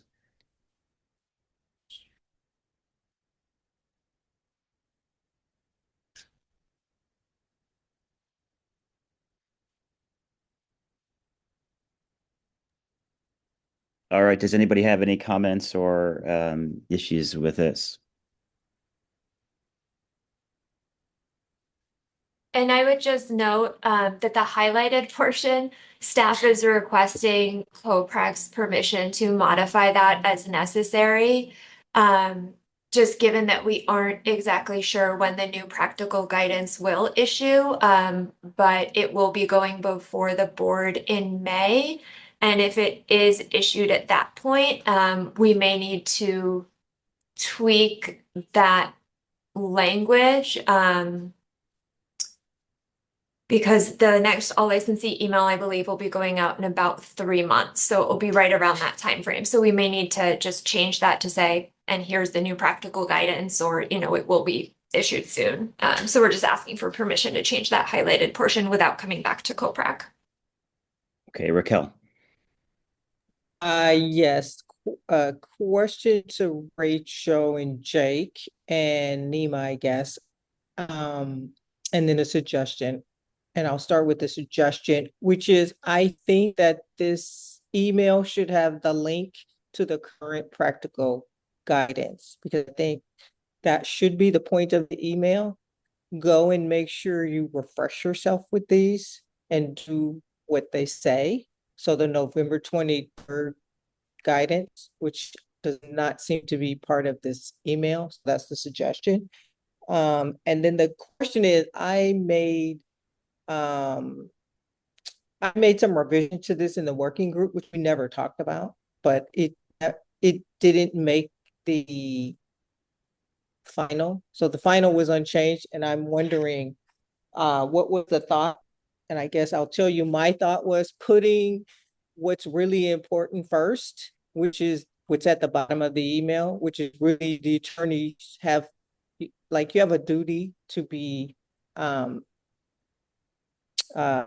knowing what you're doing and evaluating the tool. So the last couple of paragraphs first versus trying to be fluffy about the technology. So that to me, it's sort of, oh yeah, I could read it and you might get to the main point, which I think is, remember, you all are responsible for how you're using it. So since we didn't talk about it in the working group, I'm just interested in why the non-consideration, or if there was a consideration but a different decision made. I'm not going to speak for everyone else, but I did not see your edits to this, Raquel, so I never saw them. So I apologize. That's a good enough answer. All right. I was having technical issues, so you could have easily not seen it. You can propose those now, though, Raquel, you'd like. Uh, um, I can't. I can't probably do it easily enough in the 4 minutes that we have left. Okay. Well, we're going to Yeah. come back to this after the So break. I can do that. Yeah. Yeah, we I'll can send it take to that up. staff. Okay. Maybe that is a good place to take the break for lunch. And we'll come back at 1 p.m. Sounds good. Sounds good. Thank Okay. you. See you then. Thanks, everyone. Resume recording. We're recording, Chair. Okay, thank you. Welcome back to the COPRAC meeting. I want to circle back for another staff update on the fee arbitration opinion from Rachel. Yes, thank you so much. So prior to Novella, her resignation, I met with her and Raquel, the two members of the working group, on this particular, excuse me, advisory. And I had also met with the Office of General Counsel surrounding this opinion because it dealt with issues involving the ADA. And the General Counsel's office advised us that there is ongoing litigation in regards to the ADA and the applicability of the ADA, not specifically in regards to fee arbitrations, but the applicability of it in other contexts. And so because of that, according to the COPRAC rules, we would be unable to opine on anything in regards to whether or not the ADA applies, which is kind of the threshold question of this opinion. That was not fully fleshed out in the original opinion, so Novella wanted to address that as part of this update. In addition to that, at this point, given that we lost Novella, who was our ADA expert, the question came up of whether or not it was worth the COPRAC's time and resources to continue to pursue this opinion, given that we lost Novella and given that it was pretty gutted in terms of the original outline and what the working group wanted to accomplish, given the fact that there's ongoing litigation surrounding the ADA. So given that, I think that I did reach out to the chair and vice chair regarding this because under the COPRAC rules, in addition to not being able to opine on circumstances where there is surrounding litigation, COPRAC is also able to decline pursuing an opinion or decline taking an opinion if the chair and vice chair jointly agree. And so we came to the decision based on the kind of change of circumstances, the information from General Counsel's office, and losing Novella, who was the lead for this particular opinion. We decided that at this point, it doesn't make sense for COPRAC to continue to pursue updating this fee arbitration. So I just wanted to provide that update to the committee as a whole. If there are any questions, please let me know. I'm happy to answer them. So that's it for me. Thank you, Dan. Okay, thank you, Rachel. Any questions about that from the fee arbitration? This happens from time to time when something gets litigated that we're working on. So let's go back to Raquel. Yeah, Rachel, so given that, what's the communication going to be back to the body that brought that up to us?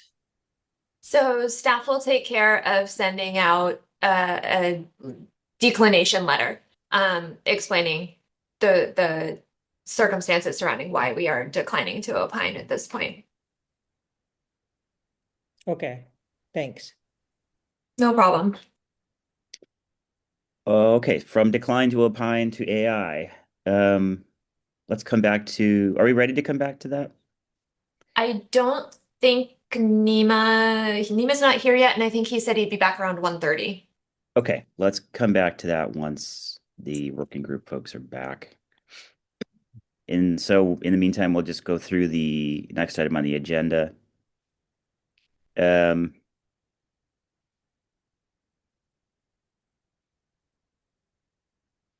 Which is 4.3.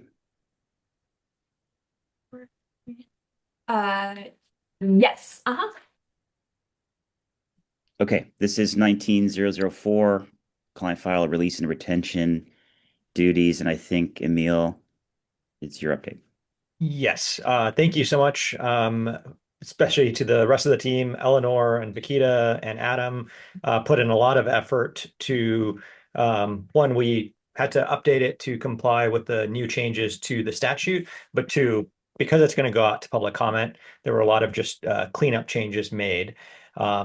We got that submitted yesterday, so it did not, even though it's on the agenda, it did not get distributed with the agenda. So I believe we're going to have to wait and bring it back to the May meeting, talk about it there, and then hopefully send it out for public comment. Okay. Thank you, Emil. Any questions for Emil? 4.4, 20-001. This is me, lawyer as expert witness.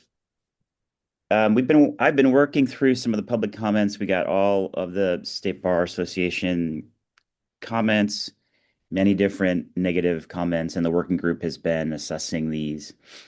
At this point, our recommendation is to downgrade this to an alert, which would essentially, this is one that dates back to 2020. It's been out for public comment 3 times, possibly as many as 4 times. The revisions that have been made have split, but there's a lot of negative feedback about the types of things. And primarily, there's one question that hasn't really been defined in the case law. There are ABA opinions about it, or at least ABA references, but the question that we can't really get around is whether serving as an expert, if you're a licensed person, constitutes the practice of law, and if so, when and under what circumstances it does. Without that, and COPRAC is not really in a position to answer that question unless there's sort of case law and guidance that comes from elsewhere. So with the weight of the negative comments, with the fact that it's a very old opinion drafted by previous committees 3 or 5 years ago, and the fact that the fundamental question is one that's not resolved, our recommendation is to make it an alert that would just identify the issues that lawyers might experience when they're serving as expert witnesses. And whether and to what extent we need the committee to approve that. Rachel, do you have some advice on that? Sure. So we're kind of in the same position here that we were with the 1998-02 FER. So we would need to identify a reason under the COPRAC rules that it is no longer advisable to pursue this. And I think that you've identified 2, which the first one is that the case law is unsettled and we don't have the direction that we need to pursue the opinion. And then the second one would be if you and Eleanor both agree that this should not be further pursued. Okay. I do. Yeah, I think we both agree on that, Dan. Okay. Any questions about 20-001? From time to time, these things go through revisions, as we've all experienced, where we get to a certain point and recognize there's now a hinge based on an unresolved issue that without it, we just can't resolve it. So we will make it into an alert, and I think the working group can provide value on this question that we'll bring back to the May meeting. Okay. 4.5, 20-003. We're going to pass that because that is also NEMA. We'll come back to that. 4.8, 25-001. And I have Cassidy and is not present. So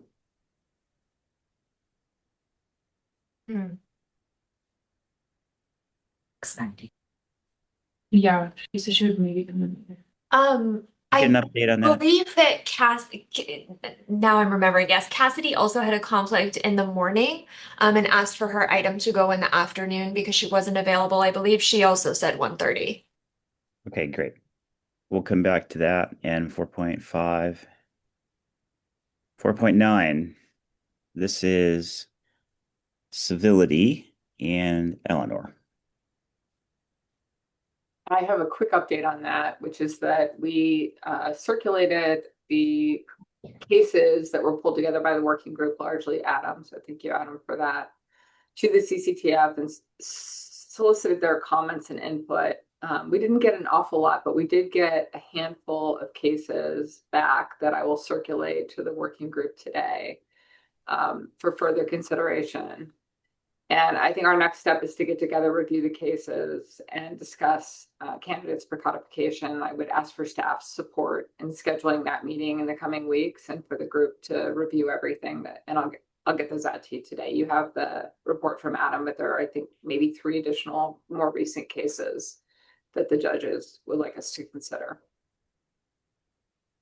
So Yes, we can help schedule that meeting, and staff is also doing some updated research based on the information that we got back from the CCTF. So we'll be able to provide additional information to the working group as well. Fantastic. So if you need additional time for that, if you could maybe time it so that you circulate that and everybody has about a week or so before the meeting. That would Sounds be good. Thank you so much. Okay, thanks, Eleanor. We're going to pass 410 because that is also Cassidy. We'll come back to 5, 8, and 10 once they've rejoined. And 412 is discussion of the 26 work plan. This has been submitted and approved. Yeah, Rachel? Yes, it was submitted, it's approved, and so it is on the agenda just to run through and get a status update on everything on our work plan. Work plan. And I tried to update it as we went along and based on some of the emails that staff received. So hopefully we can get through it pretty quickly. Right. Be good.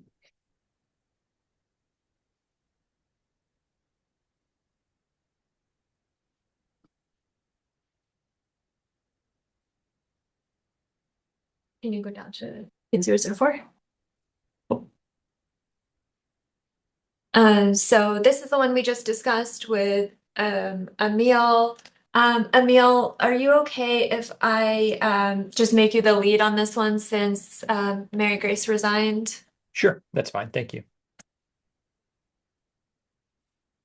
Thank you. Lawyer as expert witness. This was the one, Dan, I just downgraded it to an ethics lawyer. We'll bring it back in May.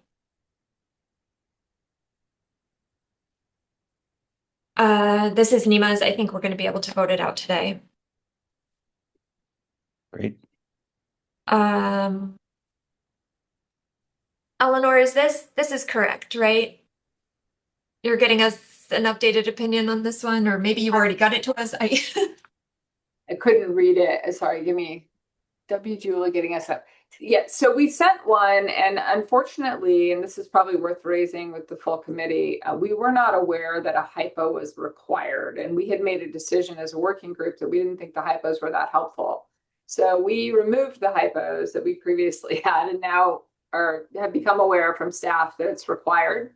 So we are going to recreate hypos for the opinion, and we haven't done that work yet. We also had a little bit of a version control glitch, Rachel, which I think explains edits you had to make, and I apologize for that. But yes, we owe you a new one, and we need to schedule some time to put those hypos in. And if I can ask for your assistance in getting that on the calendar, I know Cassidy and I are planning to propose hypos, but I'd invite the entire group to participate. So if we could get something on the calendar in maybe the next few weeks, because we've got some ideas. I don't think it'll take us very long to do that. You'd like a meeting for the working group to discuss the hypos? Yes. Yep, no problem. And I think the 2 required attendees would be Cassidy and myself. And obviously we want everyone there, but okay, got it. For those 2. Thanks.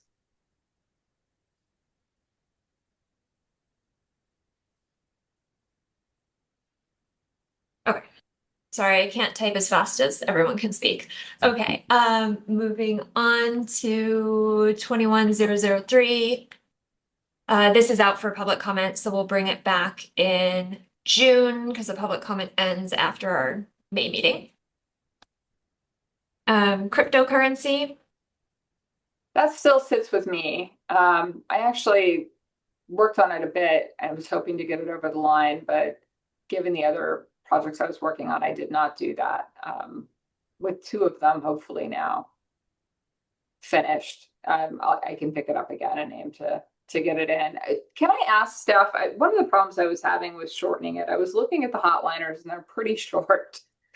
And since we started with a pretty lengthy opinion, it was difficult to get this down to, a page and a half or 2 pages like the examples that I was provided. Is it appropriate or is it discouraged to have lengthy hotliners? I mean, under the internal guidance that COPRAC came up with, I think it's definitely preferable for it to be short. And I think looking at the past ones, you're right, they are very short, they're very discreet. So I think it probably makes sense to keep it short. Okay, that's helpful. It's going to take some more time. I had what I think was going to be about a 6-pager. I'm trying to distill it to its core points in a couple of pages, but and I'll try to bring that to the next meeting if I can, or get it to the working group in advance of that meeting rather. But that draft is sitting with me right now. Okay. 24001 Ethics of In-House Counsel. Emil, did you want to add anything to this? No, I still need to set up a meeting, and I think Eleanor was going to be involved in that marginally, even though she's not on the working group, and I just need to set that up. So hopefully we'll agendize it for the May meeting.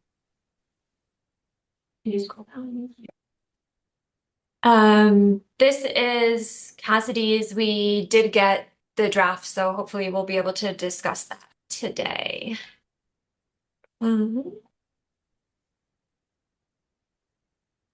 This one is the one that we declined to opine, so staff will send out that letter along with the letter for yours as well, Dan. Okay.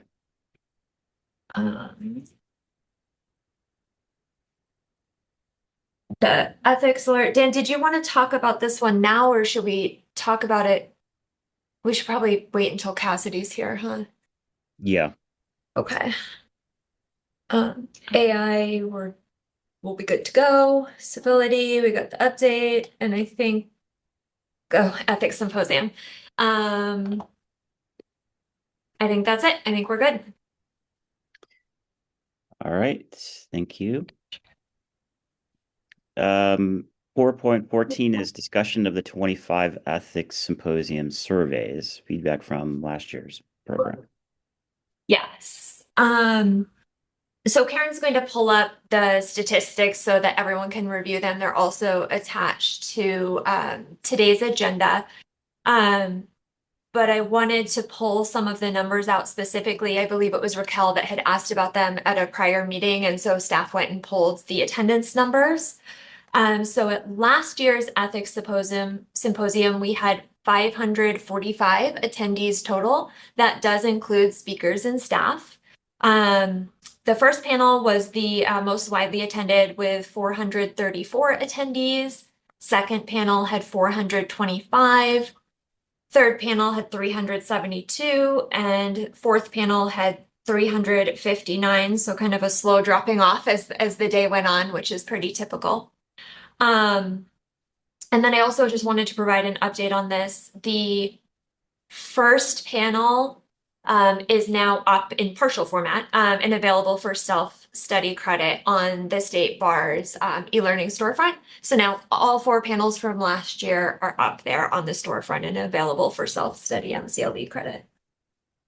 And then what Karen is displaying on the screen is just the feedback that we got from the attendees. And as you can see, we are not getting a full kind of subset of everyone that's attending the panel. It's about half of the people.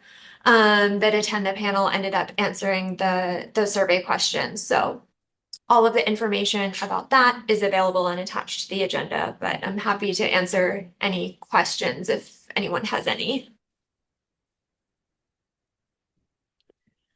Okay, questions about the feedback from last year's program.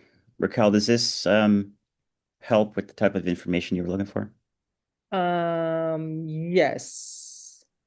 I do have a question, which is not part of this data, but we've asked about, is there a way in the registration to get a piece of demographic data around maybe firm size or, solo practitioner, firm, large, medium, small, so that we can have more objective data? I think we have a feel that we're thinking it's mostly, solos or small firms, but maybe if we can add that, some kind of question that people would be inclined to may give us another data set that could help us in future symposium planning of the topics particularly. Yeah, that's a perfect segue into our next agenda item, which is this year's symposium. So I'll go ahead and answer it and segue into the next agenda item. Yes, so we did not get that information last year. We are planning to conduct a survey as part of the Zoom. In that kind of introductory, those first 15-minute introductory minutes where we launch a poll and we gather that demographic information. So we do plan on collecting it this time around because I agree it will help us better inform us to plan next year's and future panels. Thank you. Okay, that takes us the perfect segue. Thank you, Raquel. And so the 26th Ethics Symposium. A couple of just notes. If you're a moderator, there's an April 6th deadline to submit written materials. That includes a syllabus, handouts for attendees. Materials must outline content and legal authorities discussed during the activity. PowerPoint, if you're going to use one. There is a template for the State Bar that you can get from staff that you can put on if you want to have a PowerPoint. They should all be consistent. And written materials will go to the attendees by April 10th. So there's quite a tight turnaround there. April 6th is a very hard deadline for submitting the written materials for the moderators. And Rachel mentioned the poll. And these sessions will also go up on the State Bar's e-learning portal. So, Rachel, you were going to give us an update about registrations, and last year's number was 545 attendees. Yes, and last year we did not hit over 1,000 registrants. This year we did. So there was a brief period of time because of the way that the Zoom license and the symposium was set up. We had a maximum number of registrants of 1,000 people. We hit that number after the all licensee email went out on Wednesday. So Thursday morning, people were letting us know that they weren't able to register anymore. So what we did was we switched over the style of the Zoom, and it will now be a webinar, which is exactly how these meetings are conducted, and that will allow up to 3,000 people to register. So all of the links on the website have been fixed. People are now able to register. And we've been getting a couple comments and questions about it that staff has been fielding as they come in. But the good news is we had over 1,000 people who were interested. So that's super exciting. That is great. That is really good. I mean, that's a record for the symposium for sure. Yeah, so that's super exciting. And that was just after that kind of initial first email. I also saw today that Dan Bressler, who I'm sure many of you are familiar with his risk blog, he highlighted the symposium in today's email. So that was pretty cool to see. But with the switch to a webinar, that is going to change the functionality. So I wanted to kind of go over some of that with the committee. The big difference is that we will now no longer have the backstage portion of the Zoom. When you join the Zoom, you will immediately pop on as a panelist. There will be no waiting room or no separate area that you can kind of hang out and wait until your turn to move over. So that's something that everyone needs to be aware of and all of the panelists need to be aware of. So if you are a panelist and you would like to observe the other sessions, please make sure that you are joining during the session, either before or after the panel begins, because if we have people popping out and in the middle of panels, we're going to get all sorts of people popping up on the Zoom screen. Because everyone that is a moderator or panelist is kind of highlighted like we all are here today. So that's something to keep in mind, given that there is kind of back room. Sorry, go ahead, Eleanor. I apologize, I didn't interrupt you. Could you send a reminder out in advance with some instructions? I think it would be helpful. Yes, absolutely. Staff can put all of this in an email and send it out to all of COPRAC so that you have it and so that you can also provide that information to the panelists who are not on COPRAC, because the same kind of things are going to apply to them. Staff is able to change your role, and change you from a panelist to an attendee. We can do that. But like I said, until we do that, you would just be popping in and appearing in whatever particular panel.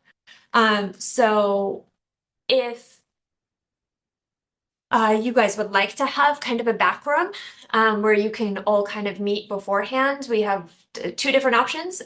Staff can create a separate Zoom and you could join that Zoom, debrief, do whatever you need to do, and then leave that Zoom and go over to the webinar when your panel is ready. Or alternatively, if each panel would like to kind of host their own separate Zoom kind of meeting, you guys are also welcome to do that. So please think about it, talk about it with the panelists, and then moderators, if you could all let us know what you decide, if you'd like us to host another Zoom for you, if you're going to do it on your own, or if you don't need any of the above. And I will, like I said, we'll email this all out, but I kind of wanted to preview it with everyone. So that if there's any questions, I can hopefully address those now.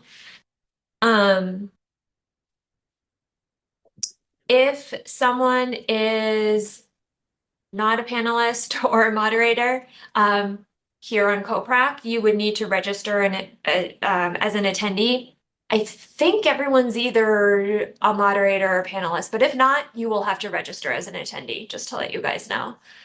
And then moderators and panelists don't have to register even to attend, the ones that are not moderating. I'm sorry, say that again.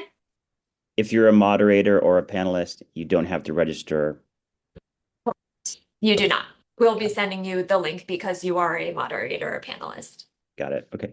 Yes. And since we know that there is a demand for the self-study credits that result from the ethics symposium, please make sure that you are mindful, if you are a moderator, and that you are letting your panelists know that we will be using these videos and posting them online with the self-study questions. And so since the entire webinar is just one long event, staff has to go in and cut each individual panel and each individual section.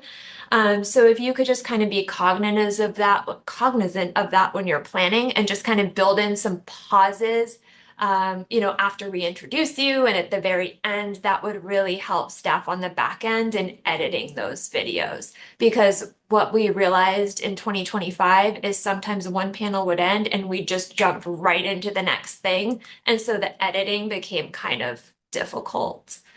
So if we could just have kind of pauses in between the beginning and end of each panel, that would be super helpful. And again, we'll email all of this out.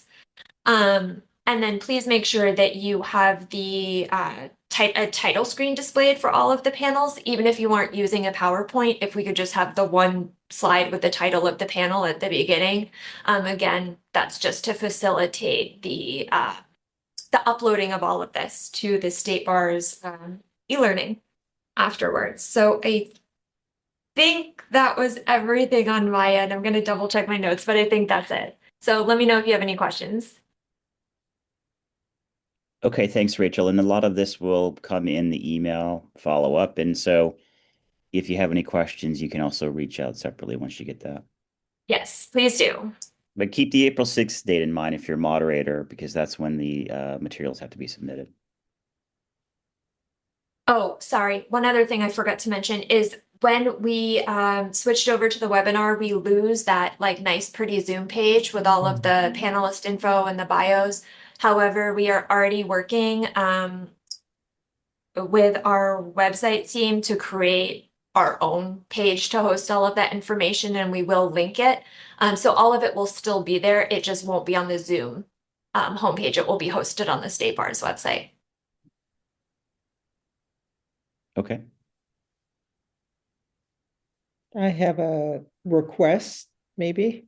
Rachel, can you also provide us and the panelists the background we're going to use? Last year, I know in our panel, the background wasn't able to be loaded in the green room.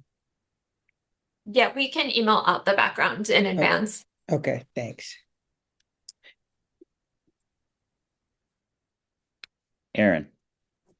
When you're doing a PowerPoint, there's a mandatory background? There is a template. Yeah, there's a State Bar template that has a border and such. Okay, so is that going to get circulated as well? Because I know I have the PowerPoint for email in my program. Yeah, maybe staff, could we email the moderators with those and just every moderator gets that? Yeah, Perfect, thank you. no problem. Okay. Any other questions on that? There'll be more information coming in email. Keep April 6th in mind. Okay, let's go back. Since I see Cassidy, let's go back to 4.8, 25001, attorney adjacent work and handling retainers and fees. Okay. Hi, everyone. Sorry I missed the morning session. This is an old outline. It's kind of in line. Do you guys want to post the outline? Yeah, I'm screenshotting. Yeah. Okay, sorry. And I was just looking up the Oregon opinion that I have cited there. So the issue is when a lawyer serves as an expert that, the understanding is the lawyer is an expert is not, there's no attorney-client relationship there. But when the expert is paid a retainer, which typically happens, are they required to deposit it into a trust account under 1.17? Because even though it's not a client, is it on behalf of another person? And so that's the general question. And I know that there are, we have the ABA opinion that talks about there's no attorney-client relationship. Can you scroll up? Sorry, a little more.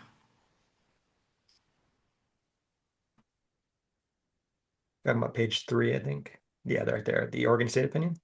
Yeah. So the Oregon opinion says that there's no attorney-client relationship, but that it could be the funds constitute property of third persons. So it does apply when in the context of an arbitrator or a mediator under this Oregon opinion. But when we talked, who was it? Aaron, you said that is there an ethics opinion? Are you aware of an ethics opinion that mediators and arbitrators in California are not required to deposit retainers in a trust account? I would have to find a citation, but I know that that is the advice, is that mediators don't put mediator fees into a trust account, and certainly they don't commingle it with attorney's fees if they do any legal work. Right, I know. And so I think that's the analogous situation. And so what I'd like to, and that really is the issue here. So what I'd like to do is take a look at that authority if it is out there. And if it's not, then I guess we need to address it.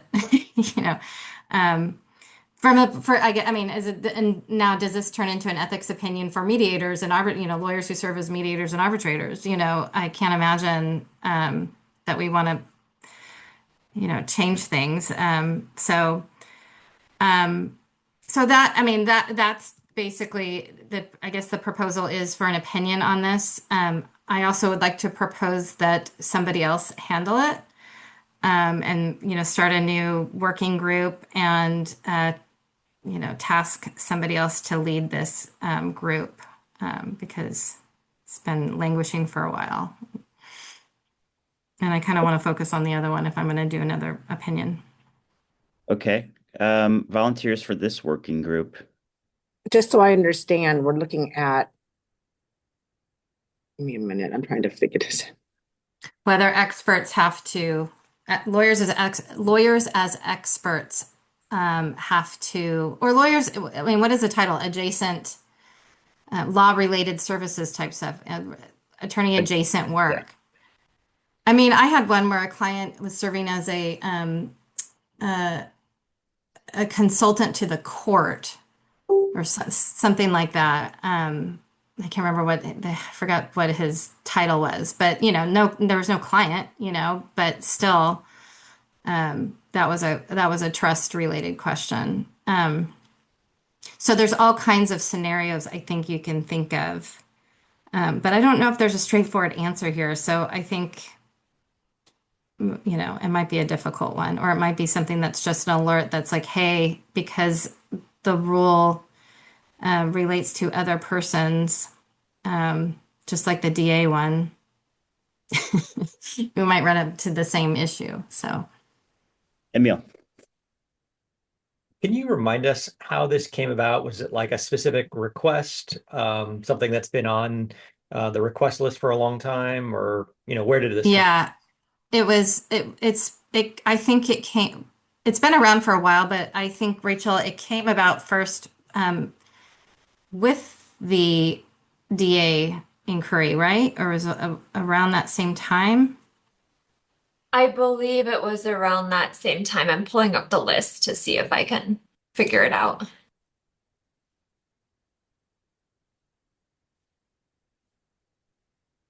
I guess my thought would be, do we need an opinion? Do we need anything? And if so, are we providing anything of value? And I tend to agree with the Oregon opinion that, and so maybe, again, the question is, are you required to? Are you allowed to? Are you not allowed to? Because there is no consensus here. And, we would be creating an opinion that we may not have a lot of legal support for.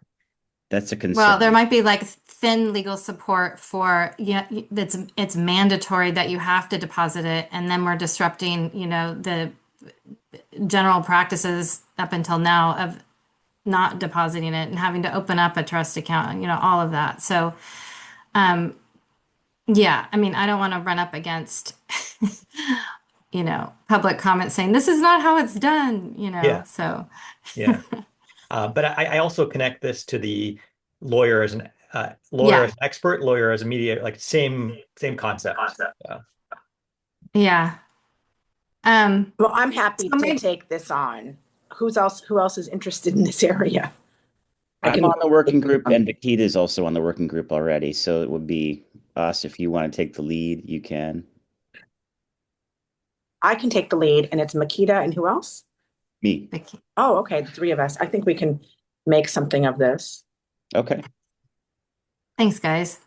Let's take this outline, and we'll come back with additional details about whether it would be mediators too, and to Emil's points and all of our concerns about whether this would be doable. Well, I'm hoping that we would be going forward with things. Don't worry. No problem. Nothing to see here. It's in that sense of where I'm hoping we're headed, that I'd be happy to be part of this. Yeah. That's what I would, right? I'm just being, right.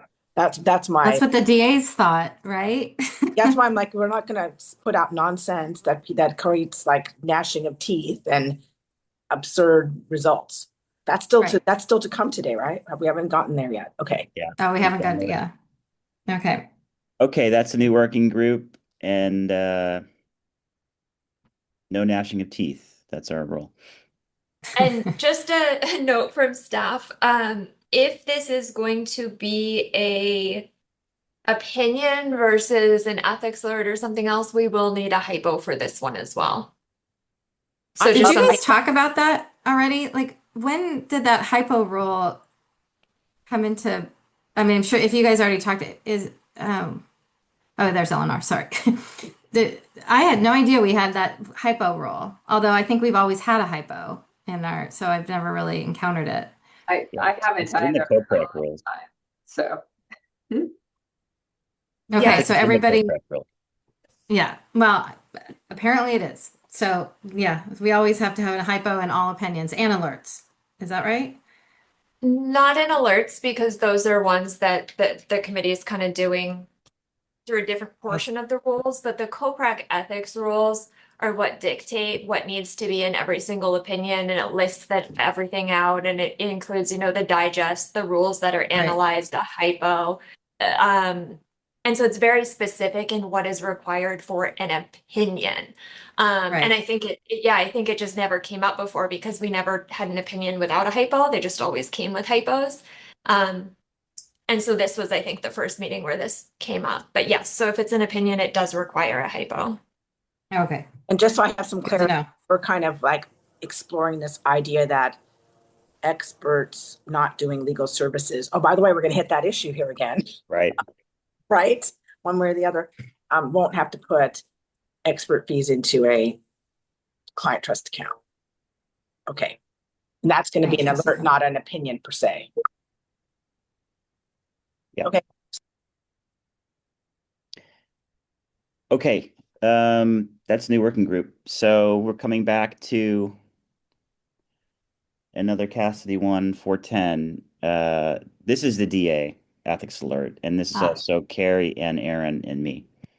So Yeah. who's going to do this? Cassidy? Well, Carrie has taken the laboring on all Carrie, of this. why don't So you start it off, Carrie, if you're ready. Yeah, so and again, my internet, I'm at the office. I don't know what's going on.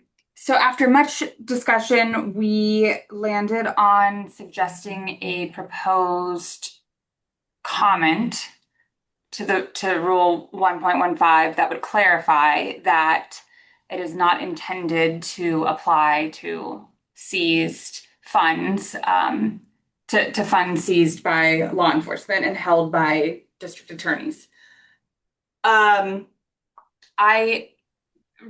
Rachel, would you like me to share my screen to show that, or is it easier for staff to pull it up? So we were able to remediate, but we haven't yet posted the version that you sent out.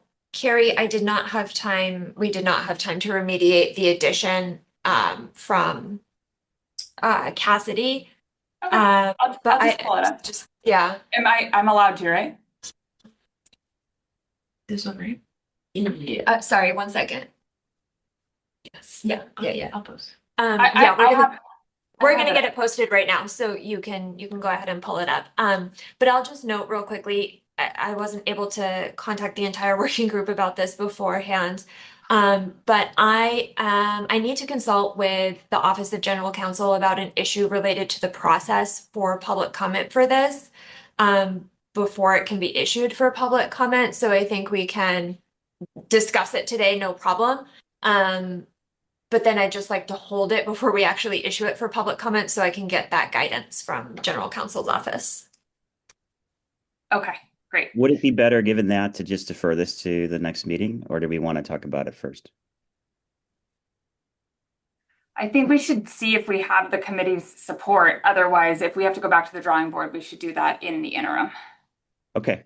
All right, let's do it. Okay. So just to orient everyone, because I know you are all not steeped in asset forfeiture like the working group has been. So under a strict reading of Rule 1.15, it does appear that district attorneys who are holding funds that are seized by asset forfeit by law enforcement in connection with asset forfeiture proceedings do trigger the trust accounting rules under Rule 1.15 because district attorneys owe a statutory duty to interest holders in seized funds. And that statutory duty comes from Health and Safety Code Section 11469, which states that they have a duty to protect and preserve the value of seized property. So we agree that it's an absurd result, that it does not do anything to further the State Bar's stated mission of protecting the public, but it is, as far as we can tell under the rule, as drafted, the outcome that we get to. So our proposal, and I'll share my screen, is that we present a comment 8 to Rule 1.15. This language all right here is just a long-winded way of saying what I just said. It orients the reader into what we're doing and why. And then this is the language that we are proposing, which is just simply that this rule does not apply to the funds seized by law enforcement, and that nothing in the rule shall be construed as requiring State Bar licensees who are acting on behalf of a prosecutorial or law enforcement agency to maintain, register, or report seized funds under either Rule 1.15 or the new CTAP rules. That's what Rule 9.8.5 is. That's the CTAP compliance. So we're saying not only do you not have to put these funds in a trust account, but you also do not need to comply with the CTAP reporting requirements because you now no longer fall under the ambit of that rule, which is that you receive trust account funds. Any questions? Emil. I thought we had a discussion to kind of make any sort of comment broader. So could it say the rule does not apply to any funds seized by a government agency pursuant to statutory authority or any other, or something like that? So that, I mean, I know it's already included, but again, why call out the specific statute when we could just use broader language? Because we could not find anything else that would fall under broader language. But it does include that. But it would be interesting during public comment if another interested agency wants to let us know. But I think typically narrowly drafted exceptions are better than like big sweeping exceptions where like one of the reasons why we think that CTAP oversight isn't required here is because that specific health and safety code section has a robust reporting and auditing requirement already built in. So whereas like maybe if there's some other way that we don't know about government taking property, under some like eminent domain where they can just go take like bank accounts or something, like it's because of this specific set of circumstances that we think that the exception applies, not just because it's the government and they can do whatever they want. If that makes sense.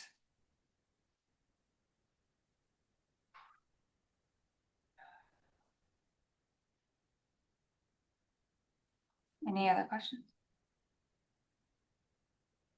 I think one of the concepts, as Carrie mentioned, is that during the public comment, we would get possibly more feedback on other categories that hadn't been considered. There might be corners of statutes that might be similarly situated that we're just not aware of. And so in that case, it could be possibly made broader, theoretically.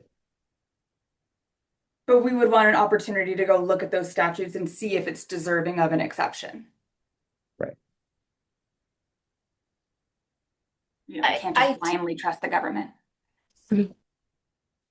I do think we might need to work on the wording in proposed comment 8.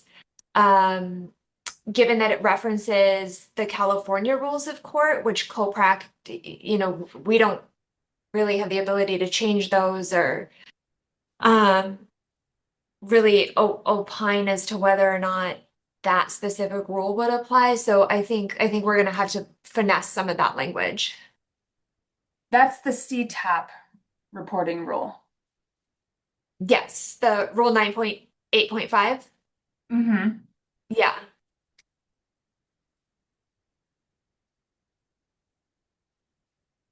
Okay. I mean, it flows from it. If there's an exception under 1.15, then ergo, you don't have to. We can. I put that in there for like an avoidance of doubt, but if we make it clear that they don't fall under 1.15, then it follows that they don't have to do CTAP reporting. So if that's cleaner, we can just take it up. Okay, so staff and Rachel is going to go back and check in with OGC on the issue of public comment for this proposed rule. And as part of it, we can also, perhaps they'll identify situations where there might be limiting language that might have to be part of this. So if the committee agrees, I think we should put this on the May agenda with an idea that we would, with whatever guidance we have from OGC, be able to theoretically vote it out for public comment. Is that right, Rachel? That sounds good to me. Okay. Any other questions or comments about this draft? Thank you, Carrie, for taking the lead on this and the working group. We got there. Yep, eventually. Okay, great. Thanks, everyone. All right. I'm going to come back to, I see Nima here, so let's go back to AI. Yes. And we were talking about the all licensee email. Yep. We left off with proposed changes from Raquel. Yes. And I believe the email traffic suggests that, Rachel, we couldn't, I don't know if that was for the email or for the draft that we were looking at. You were having some trouble seeing the edits. Karen's gonna pull it up. I wasn't able to incorporate all of Raquel's suggestions just because there was a lot of reorganization and I didn't have time over lunch. But I did pull out 2 of them for discussion. Sorry, 1 second while we get the right thing on screen. Let's get the Word document because I went in there and made changes to the one we already have, right? The licensee, yeah, I think it's Easy one. Oh, maybe this one then. You mean it's that one. Okay. Yeah, Sure. Sorry. no problem. Yeah, that's it. And while she's pulling that up, I was able to speak with communications over lunch. And I asked them if they would be able to send out a special all licensee email just for this COPRAC kind of AI hallucination announcement, since we just missed the cutoff for the one that went out earlier this week, so that we don't have to wait 3 months. And they said, yes, they are able to send something out. So we can go ahead and ask that this be sent out immediately as soon as the committee approves it. So I think with that, the language at the end should work. And then we can also use the text of this all licensee email and add that into the memorandum when we issue the rules of professional conduct related to AI for public comment, so people can access it that way as well. Good. Raquel, do you want to walk us through the changes or? I think I'm gonna leave it to you, Rachel, because I think what I see is not what I offered, so. Yes, Okay, so wait, thanks. why is, okay, yeah, my comments are here. So I did hyperlink the practical guidance here at the end at your suggestion. So people can click on practical guidance and it will go straight to the 2023 practical guidance. And then I saw your comment, if you could scroll down and open that second, yeah. replacing lawyer with attorney, staff can go through and make those changes. And then I saw you also had the comment about tools and technology that we discussed in the working group as well. So I don't know if you want to expand on that one, if there are specific phrases that you'd like us to switch, I'm happy to do so. Phrases, would it clarify what you're offering? You had asked if tools and technology are synonymous. And so I was wondering if there was phrasing in here that you thought should be changed, if we're using tools when we should use technology or vice versa.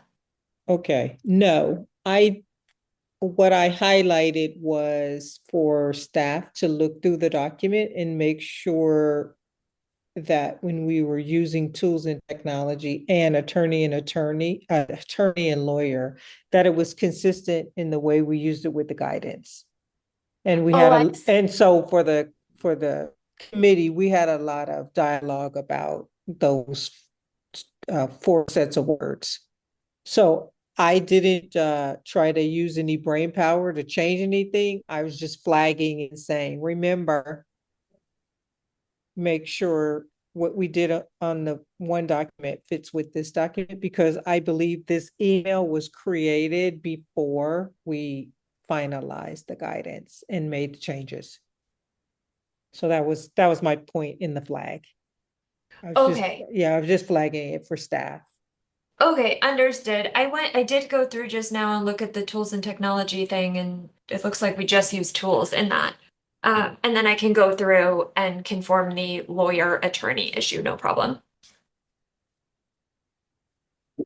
Okay. Nima, you have something? No, I don't have anything. Okay, you lit up over there. You must have made a sound. Okay. Raquel, did you have other proposed changes? So what I understood before the committee came back from Rachel was, because it wasn't posted, I wasn't really able to offer it. So I said, that's fine. I mean, it's not a big deal. So that's what I understood. Okay. Thanks. Would you like to offer it now? I wouldn't. Thank you. Okay.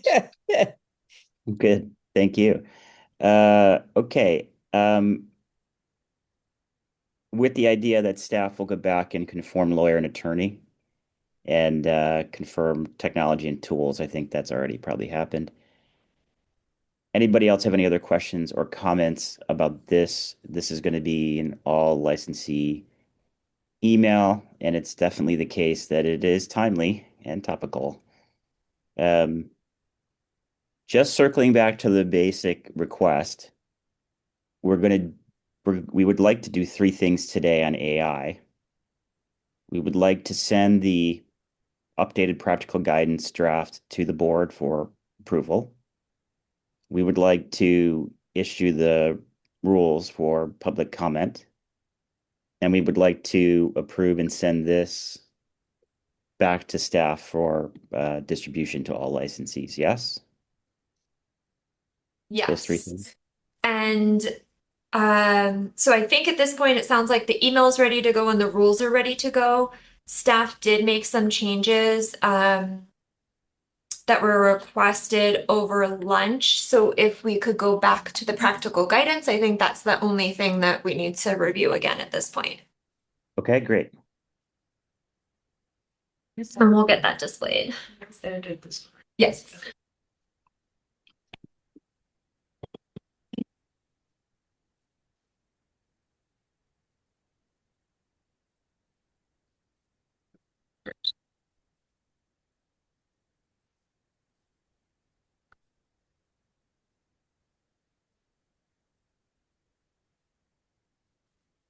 Okay, you know what? I'll share mine. I'm not sure what that is.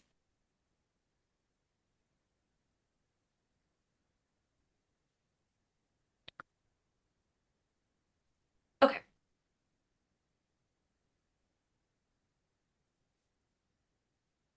So the only things that we changed, I believe, were in this kind of introductory section based off of our conversations before lunch, and then the additional edits that Eleanor sent via email. So this is the first suggested change. I didn't want to make any of these on my own. I wanted to just bring it back to the committee to get the kind of committee's take on things. So these track changes are what the difference between what we originally presented and then what Eleanor, her suggested edits. And so she's recommending cutting out this first part and just saying that Agentic AI introduces and begin that sentence that way, because Agentic AI is a subset of Gen AI. And I think that this Yeah, that's fine. I'm fine with that. For those not on the working group, it was a speak now or forever hold your peace. Right. Just for my own purposes, like agentic AI is a type of AI, of generative AI, and there are other types of generative AI. Correct. Okay. Yes. Because during the first practical guidance, we were talking more about just generative AI. Now we're focusing on agentic AI, which is a part of that and the special problems that. My sense is that is going to be the focus of the future of these roles, but okay, that's helpful. To be clear, I'm not an expert on that, but that is what our expert told us, that we should consider it a subset. Okay. Sounds good. Next one was changing the phrasing of this sentence. Yeah, I think we've got does not twice there. And the point of making that change, since there's no comment, was just to tie it back to the lawyer's duty as opposed to whether or not what the tool does could satisfy an obligation of a lawyer. That's a good change. Yeah, agreed. Next change here was change file to prepare. And then this was Eleanor's feedback on it. And for what it's worth, Eleanor, I liked all your suggestions. Can I ask about the next proposed change? And partly it's just for edification of everybody else and myself, but the nature and extent of an agentic system autonomy. We're saying that the duty of competence requires attorneys to understand those things.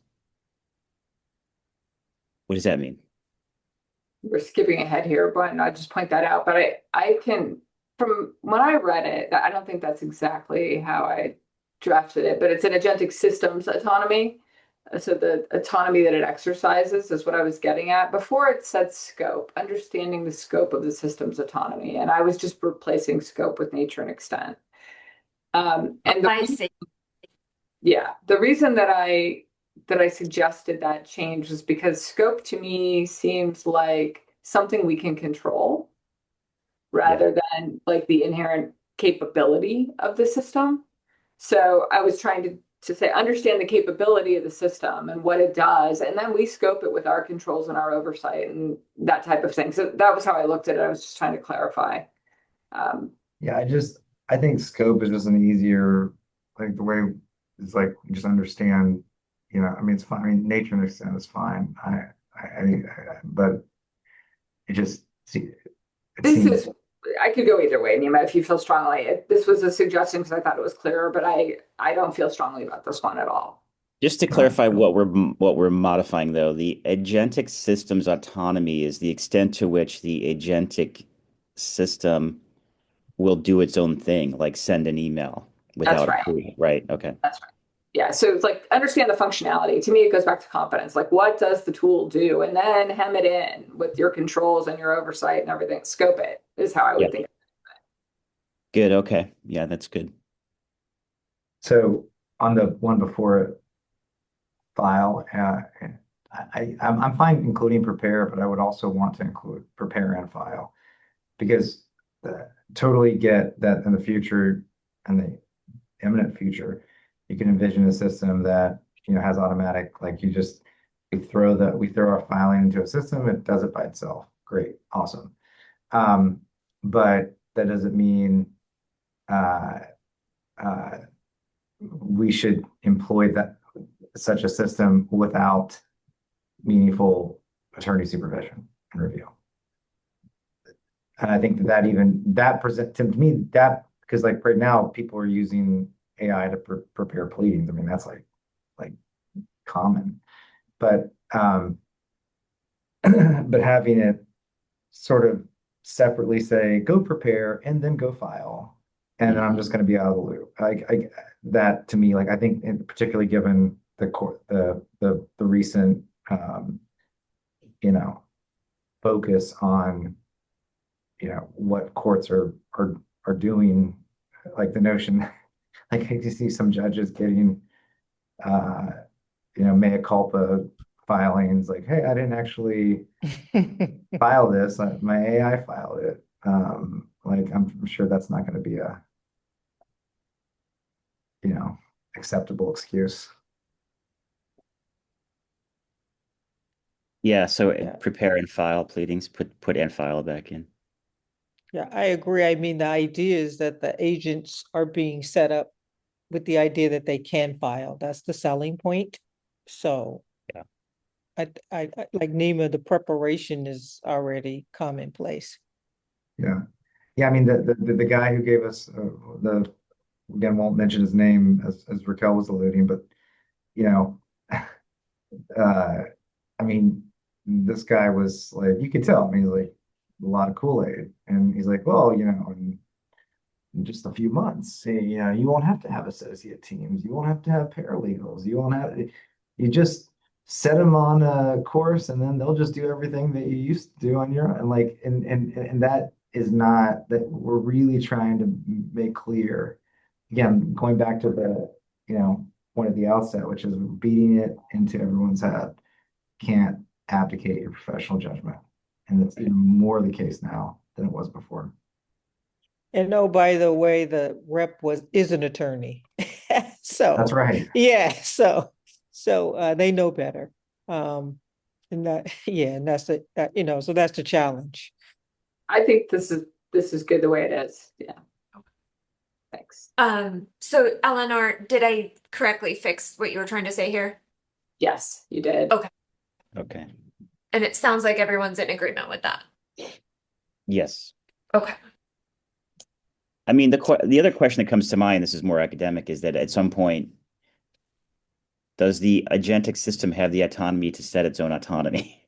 Right? Yes, Then we're done. Then we're through the rabbit hole here. No. It by the way, does. It does. Yeah, it does. It does. It does. Yeah. I would recommend, I mean, just as a PSA, like I would recommend folks to because there's been a inflection point. We talked about this a lot in our subcommittee, but you might have seen a lot of the news about vibe coding and the changes that have happened, like really around the December 2025 timeframe and now, and how like the feeling in Silicon Valley is like, oh crap, because these agents are not only doing things, but they are checking their Deciding to do work. things.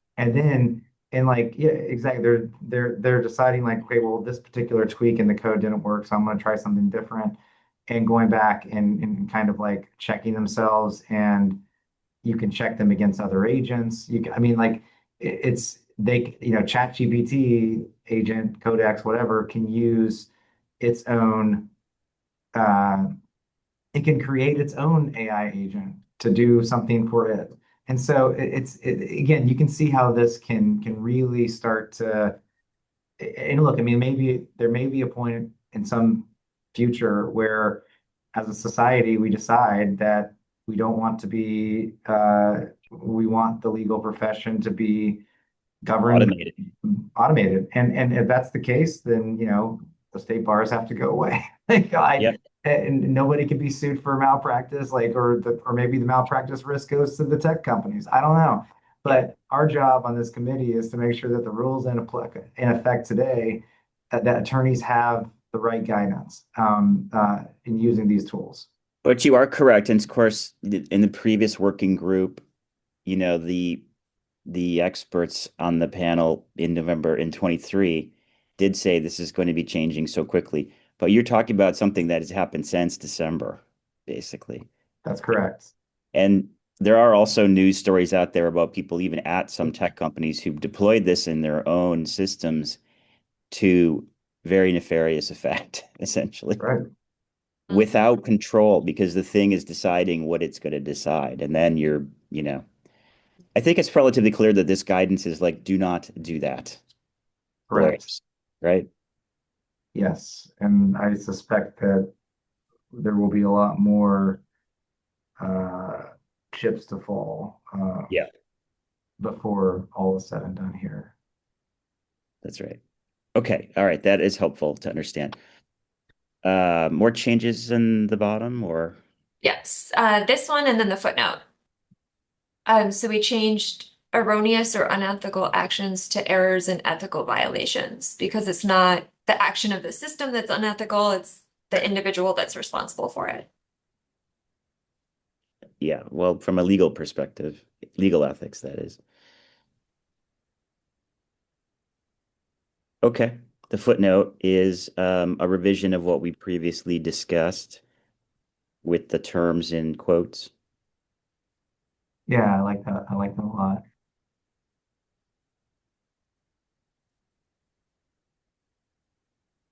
Okay. All right, great. Then I think this is ready to go. I do Rock have and roll. I do have one question for the working group, excluding myself. We had the comment this morning about the product disclosures around privacy and confidentiality. And I know we talked about that, and I just want to raise it and say, was anything that was said make us think that we missed something in our authorities document, in the narrative? The comment was related to the Southern District of New York case that held in part that confidentiality wasn't reasonable to expect because the terms of service included the language that the information could have been disclosed, Right, right. And the commenter pointed out that all terms of service include language similar to that. Right. So in our guidance, I'll say what I think it says, which is you should be aware of what those terms of services say. And I don't remember if it was in competence or if it was in confidentiality. Have it That confidentiality for sure. It was in confidential. Okay. So you all feel like we covered that adequately? Because I think that is that is going to be more common than not, because like you say, they have them and people just check it because they just want the product. So they don't look at it with more discretion. We have it in competence and diligence as well. I'll note, Okay. Rachel, that it's capitalized in duty of confidentiality and not under duty of competence. So we probably ought to not capitalize it in either. What's capitalized that shouldn't be capitalized? Terms of use is capitalized where it appears under duty of confidentiality. I don't know if it's capitalized here. I think there's only 2 instances of it in duty of confidentiality and incompetence. I don't have it capitalized. Oh, you know what? I'm looking at the old version. Sorry. I was going to say that must I'm be an looking- older one. Yeah. I'm sorry. I pulled up the old one. I don't have the red line in front of me. You're right. Sorry about that. Does it I still just checked. It's all lowercase. Other one. Okay. So we have it referenced. I guess the question then is, are we comfortable that that's adequate? I could see dropping a footnote to emerging law in this area and maybe citing Rakoff's opinion. I don't know. What does the group think? I The think opinion was about more than just that particular issue. There were a lot of specific facts. It's going to be quite fact specific. I think if we just reference to emerging law, but What do you think? Aaron, Dan, Emil. And mine is not necessarily related to the case itself. It's what was it raised an issue that we talked about. That was my it got my attention because that was something we talked a lot about and how to put it in these guidance. The cases are changing very quickly. That's for sure. So one, I think we've adequately flagged the confidentiality issue. If you put it too much related to some of these cases, they'll be changing very quickly as well. It's But not the that's my- case, it's the idea that you're buying products with disclosures that say these violate your attorney rules. Confidentiality, right? I mean, Apparently Outlook, right. Microsoft already says that, which nobody knew, right? Right. Until it's too late, right? But I mean that's the point. If we're saying like, remember these rules, and then you're signing up and using things that violate your rule from day one. Yeah, it's on you to figure that out. That's the flag.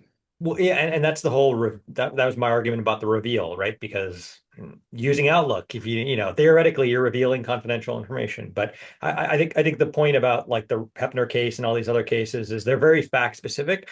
And I think reasonable minds can differ about that because one side will say, if your attorney asked you to prepare some documents, that it was reasonable for you to use AI.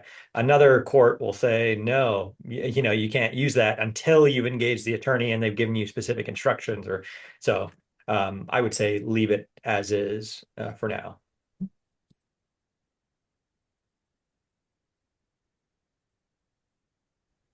Other thoughts on that issue or other AI related issues before we move to a potential series of motions to take action on them?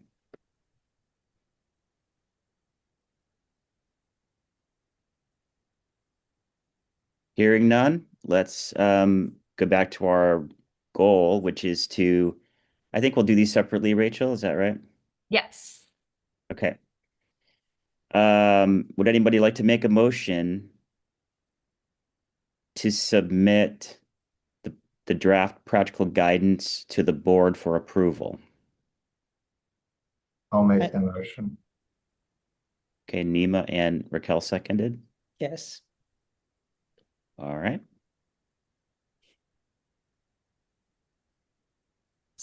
Okay. Ali, Yes. Brown, Yes. Joyce, Yes. Mad Watkins, Mercado, Yes. Miguelaccio, Mohebi, Yes.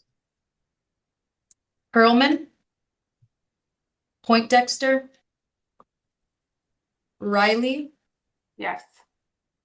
O'Reilly. Yes. With 7 yeses, the motion carries. Okay, would anybody like to make a motion to send the proposed rules of professional conduct as revised out for a 45-day public comment? Can I ask why we're asking only 45 days? Why not 60 to make it a little bit more likely to get more comment?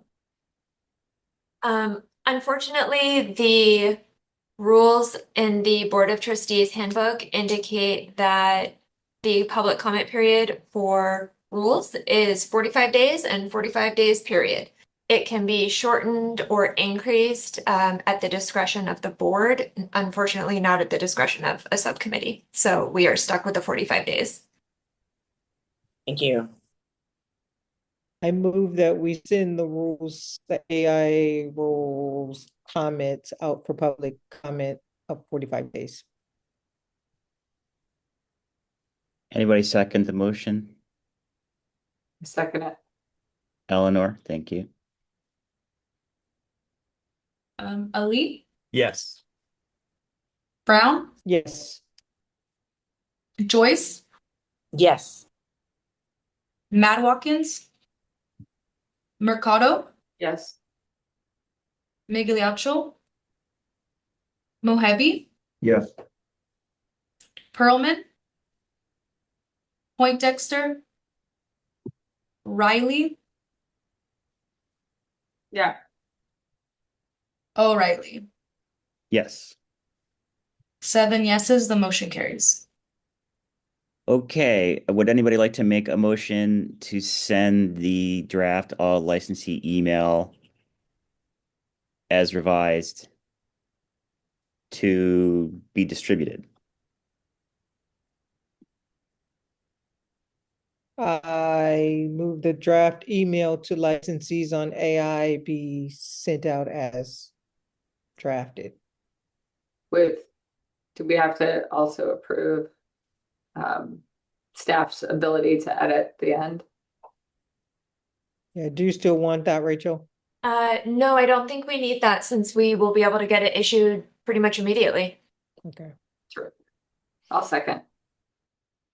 Okay, so motioned by Brown and then second by Mercado.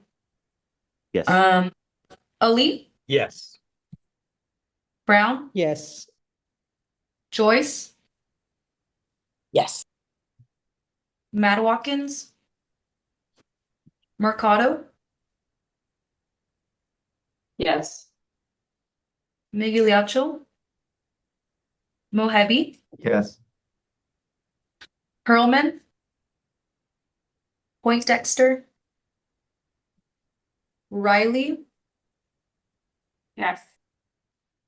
O'Reilly. Yes. 7 yeses, the motion carries. Thank you.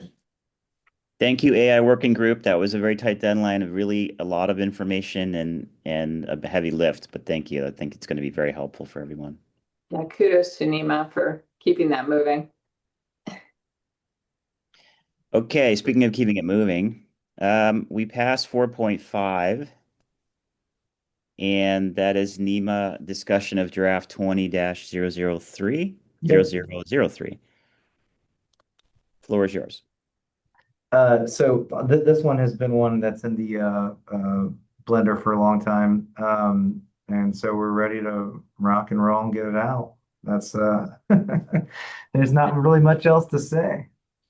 There's a few minor tweaks that we made in response to the last public comments, and I think they're non-substantive in nature. And unless anyone has anything significant, I'd like to just move it on forward. Does anybody have any questions or comments about the revisions in the most recent round? This one has been around for a long time. Yes. Hearing none, does anybody want to make a motion to send this out for public comment? I will make that motion. Okay, second? I believe that the motion will be to vote it out to the Board of Trustees because this came back from public comment. We had the red line changes. I think right. everyone agreed that there were They no did. substantive changes made, so we'd be voting it out to the board. Okay, To the that's right. board. It doesn't need to go for public comment again, so it would be Yes. a motion to send it to the board for approval. Thank you for flagging that.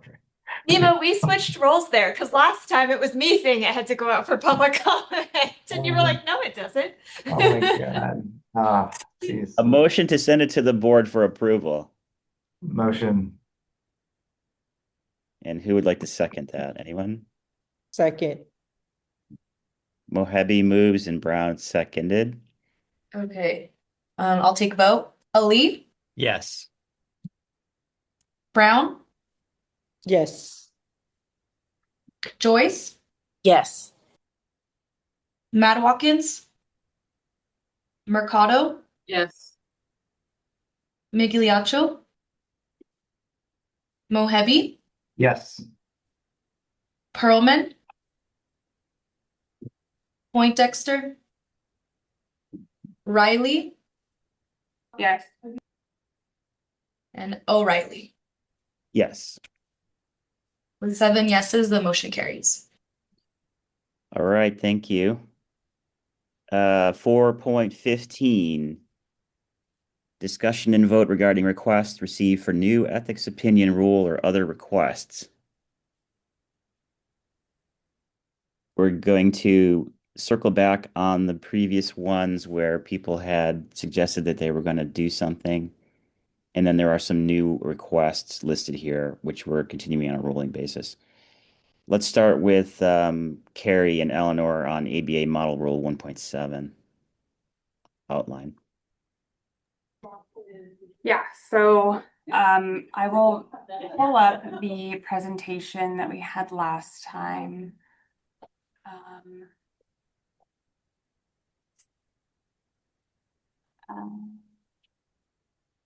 Okay, so this is the one that we were talking about where California exceptionalism might have snuck in 2018 when the rules were revised. The language that currently exists in Rule 1.7, share my screen with you. And again, this is what was circulated for the last meeting. So we talked about how under Rule 1.7, we talk about, direct conflicts under A, and then we talk about material limitation conflicts under B, and that's all aligned with the ABA rules and the rules in most jurisdictions. And then subsection C says, even when there is no, so you go like from the scariest, which is the direct conflict, to the kind of amorphous material limitation conflict. And then you have the subsection C that says, well, even when there's no risk of a material limitation conflict, we're still going to make lawyers disclose personal information about themselves and about people that they work with because.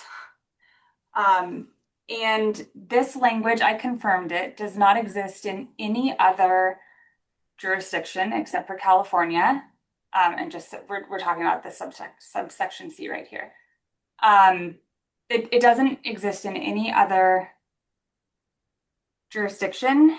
It was included by a very narrow vote. The vote was 9-8. And it was simply, it just was pulled over from the old Rule 310 and popped into the new Rule 1.7. I think without a lot of consideration about why it's there and why it needs to continue to exist.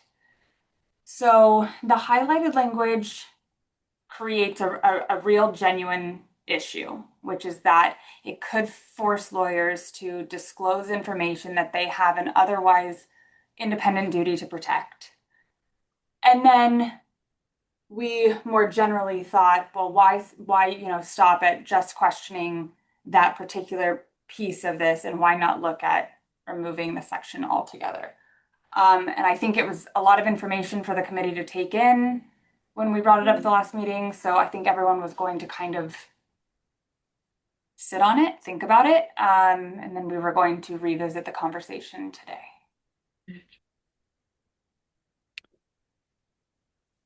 The proposal would be to just delete the highlighted language, yeah? The proposal would be to strike all of subsection C. Oh. Because 49 other jurisdictions don't think it needs to be there. Actually, 50 other jurisdictions if you count DC. Well, 51 if you count the USPTO. There you go.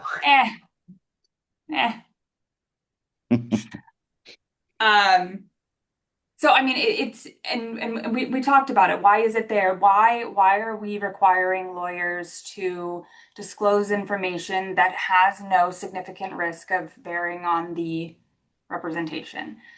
No other jurisdiction thinks that it's necessary. No other jurisdiction thinks that when you are weighing the competing interests of a privacy right of a lawyer and a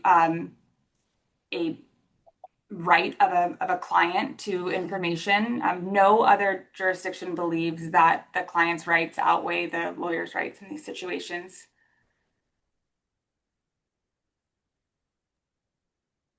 Right, and the idea B would still capture it if there was going to be a material limitation. Exactly. Which is what most jurisdictions have found to be sufficient. Right, correct. Okay.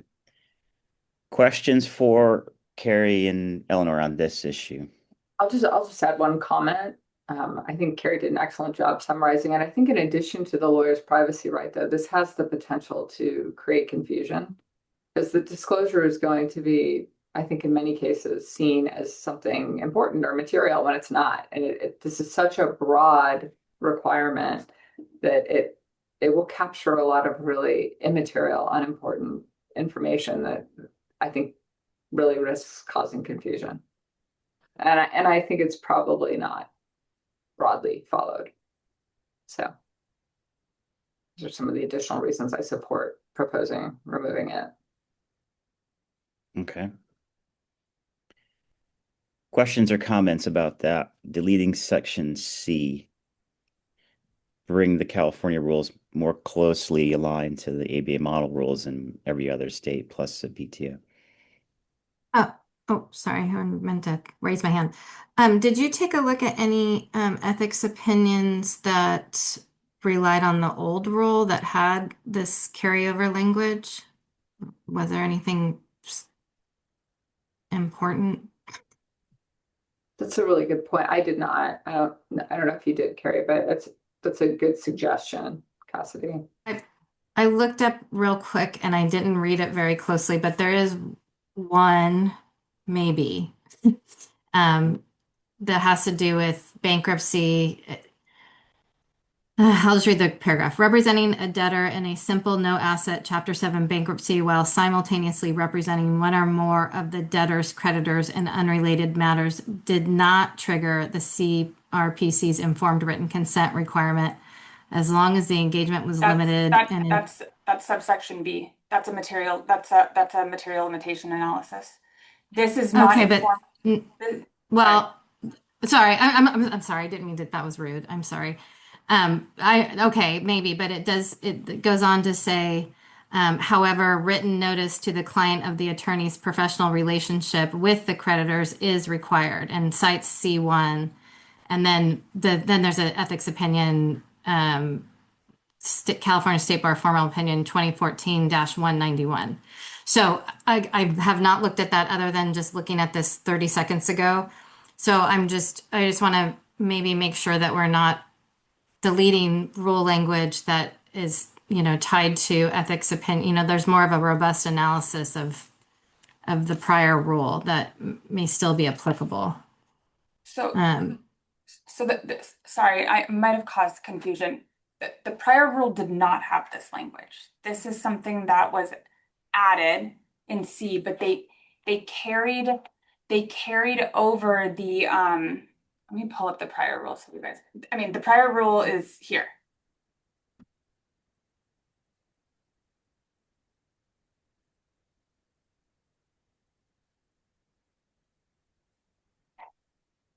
Let me pull up the whole prior rule. CA rule 3-310.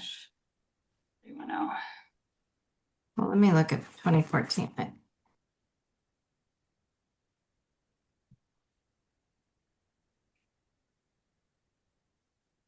Honestly, not that I don't care, but I never get questions about this disclosure rule. Like this never really comes up. I think no one does it. I think that's right. Yeah, I know. We really look at like. I think that's the issue.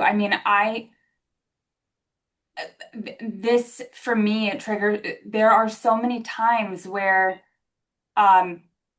when you're in a large law firm, you might have someone who works at that law firm, like a first-year associate, whose father works at the other side's,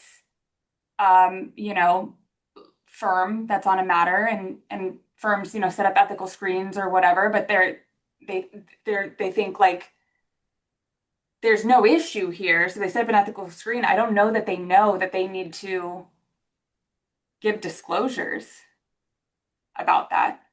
I think people tend to look at this as, is there a material limitation or a duty to communicate? Not, is there any relationship at all? Yeah, I think people generally view B and C as merged. And if you didn't have a material limitation, you wouldn't think C would be implicated, but it actually is independent. There's also an opinion, I think, from the ABA that talks about Yeah. C2, right? That part of it. And I guess, I don't know. Yeah, I remember when that was like, It's a big you know, deal. oh, the intimate relationship one, right? Remember, Yeah. Yeah, And sibling or whatever. Yeah, wife.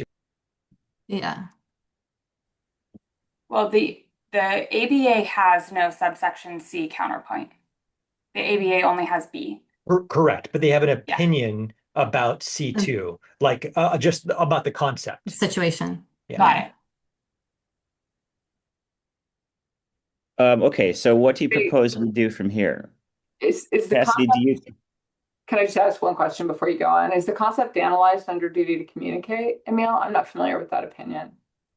Oh, that's not a bad idea. Right. I mean, That's kind you of mean the my, ABA opinion? The yeah, ABA, yeah, I mean, I just think that sort of covers this when it's important. If the client would yeah, want to know,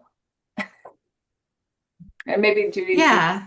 technically that broad, but I think lawyers tend to, if it's important to the client, they want to know, you communicate it.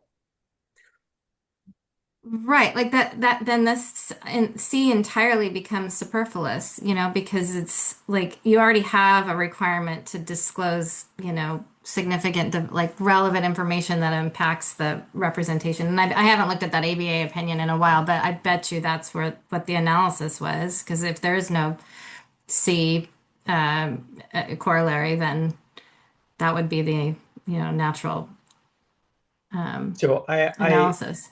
I have it pulled up, and it's actually under A2, and yeah, it's materially limited by a personal interest of a lawyer. You're talking about Rule 1.4? No, this is still 1.7. Oh, got it. Yeah.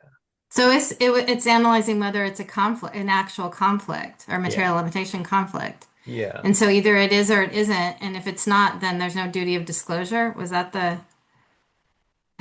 Yeah, it was that says the that conclusion? other personal relationships aside from blood and marriage can also create a conflict. And it's opinion 494. That's one of them. And I think there might be another one as well.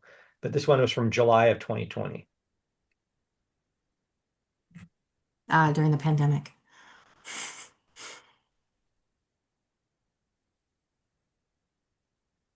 I don't know. I mean, I would be in favor of taking it all out, but I would just want to make sure that like we're not missing something if it's been addressed in some ethics opinion before.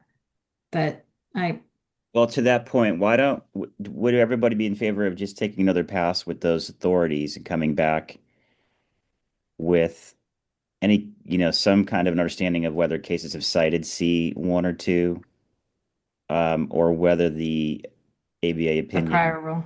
yeah, or the prior rule, or the ABA opinion or other opinions that have been mentioned would in some way not be workable without this section. I don't think so. But ultimately, Carrie, and maybe I missed this, but is your suggestion to delete the entire paragraph C? That's the recommendation. Yes. Okay. And how do we do, I mean, like, what are the odds of that actually happening? I guess is my question. I mean, I know we've proposed rule revisions and comments and stuff, but like, I guess, Rachel, that's a question for you, and maybe this is not a knowable answer, but Yeah, I mean, I think it's kind of hard to tell. I mean, I don't think we've gotten any kind of indicator. But obviously, I think that we would get some kind of indicator about how at least the public and licensees are feeling about it from public comment, because it would be True. going out for public comment. So, yeah, I guess that would be a valuable exercise in and of itself. And the posture on this one was really to make the proposal, right? And now we would do the work of getting it ready to go out. So Yeah, I think we just roll into let's put it forward and see what the committee thinks once we've got it ready. Yep. Okay. So we will, for the next meeting, we will have a draft proposal to consider voting out to remove C. And I would be very interested, and we'll review those authorities and see if there's anything that has ever relied on this. But I just want to flag that this language, this or responsibility to, did not exist in the prior rule. What they did was they did it to mirror subsection B that talks about limited by the lawyer's responsibilities to. They were like, oh, that's good language. Like, let's just pop that down in this new in C, but without realizing that there are confidential, non-materially limiting duties that certain lawyers owe that they cannot comply with both duties under the current drafting of C. So if we think it's going too far to remove it all, then we would at least still want to strike that language, because that language creates incompatible, incoherent duties for attorneys. Right. I think that might be the more safe proposal, because that seems to have, some like rational basis, because that was what we're saying is the potential risk of having C in its current iteration. But I don't think what we're saying is that C as a proposal in total should be removed. I mean, I guess some people are saying that, but I do think people want to know, hey, you have that's your brother-in-law. I don't know. I would find it super dangerous to take out C altogether personally. But I do have some sympathy for the highlighted language maybe being excised. I think we should have both proposals as options. Yeah. That's a good idea.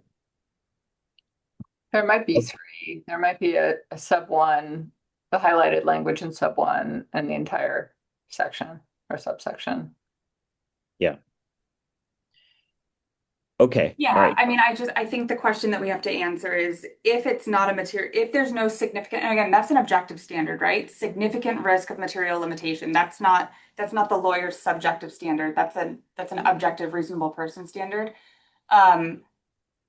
If there is no significant risk of that, like, why are we asking lawyers to make these like very personal disclosures about who they live with or who they're related to? And especially, it's not just about them, right? They have to disclose about other people that they are affiliated with. It just seems Not new. That was under 3-310. I'm sorry? If the written disclosure, that's what this is.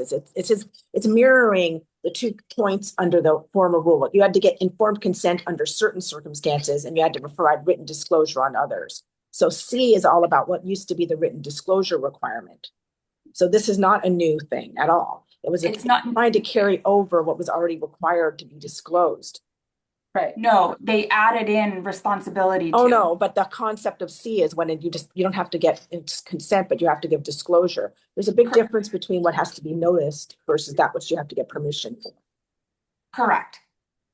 The most offensive language here, the or responsibility to, was added in 2018. The disclosure requirement has always been there, but it has never had a counterpoint or a counterpart in any other jurisdiction in the United States. So no other jurisdiction has ever had the disclosure requirement where there's no risk of material limitation on the representation. Right. And that is something that here we are, California exceptionalism makes a lot of, this is one of the places where, and there are others, but here's another fantastic place where California, I think, got it right. I think clients want to know this kind of information, even if they don't have to consent to the representation, because it doesn't rise to the level of a conflict. This wasn't an error by a bunch of people on the revisions committee. I don't believe. I mean, see it writ large. So I do think it's going to require more than a couple minutes of conversation at one meeting. Maybe I think that should go back out for discussion, because like I said, I do agree that maybe potentially the highlighted language makes it unreasonably vague to some people that are super careful. But the idea that, if there's not a material limitation, nothing needs to be disclosed because there's some privacy rights of the lawyer, I don't think that sells in my view. It's not just a material limitation, it's a significant risk of material limitation. Exactly. That's already. So when there is a requirement for obtaining informed written consent under 1.7b, that's when disclosure alone is not sufficient. That's when you have to have okay, no problem. written disclosure and consent by the client. But under 3-310, the former rule, even in a circumstance where you did not, as a lawyer, have to get the client's okay, may I, you still had to give notice. And subsection C of the current rule is there to capture the notice requirement, not the informed consent. And that's why there's a distinction between B and C. One is where you have to get mother may I, informed written consent from the client. And one is where you have to simply give notice. And then the client can decide. It in your mind, may not be objectively something that you want to that you need my consent for, but then the client can walk. That's why we are letting them get notice. And that's not a new requirement. Okay, the positioning of this at the moment is that the working group will go back and put together a proposal for one or other changes, and then the committee will consider the arguments that Aaron just made against the other arguments and determine what might be appropriate here, with alternate proposals that would include revising or deleting C, and the alternative to that would be taking out the highlighted language to cure that one anomalous conflict. But the committee can consider the points Aaron just made, and I do think they're compelling. But you can also present additional details related to countervailing arguments. Any other questions on that? Just from a procedural standpoint, this is still under our new ethics opinion and rule requests agenda item because we have not yet officially voted on whether or not the committee is taking it up. We do have an open spot now that we're no longer moving forward with the FIARB opinion. But we do have several other items for consideration as well that the committee hasn't voted on yet. So I'm not sure how you would like to proceed.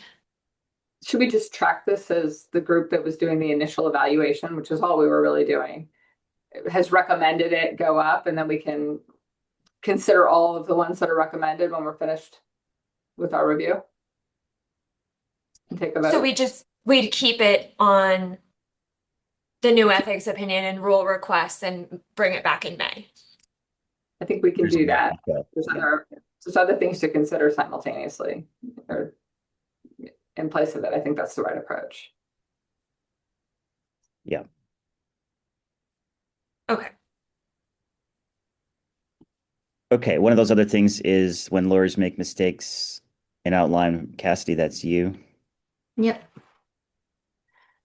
Okay, so this is I think we talked about this several times. One of the questions, so this is basically the scenario is when a lawyer makes an error, the questions are, how do you identify? Well, one is when a lawyer makes an error, do they have a duty to disclose the errors? How do you identify an error? And those two questions are basically answered by the ABA opinion that came out, I don't know, 5 or 6 years ago. And I think Emil, we talked about that a little bit at one of the meetings. That I think the ABA opinion is very good, but I think we could do an opinion that goes a little bit farther. So one of the questions that I don't think is really answered in the opinion is what you must say when you're disclosing the error and what you shouldn't say. So, should you disclose whether or not the client has a potential claim? Should you just disclose the facts of what happened without saying, I screwed up? And so there is some authority, including an opinion, 2009-178 opinion. I did have an outline if you guys wanted to post it, but it is in the materials. But there's not a full discussion about what you should disclose. I think it's just a footnote or one statement about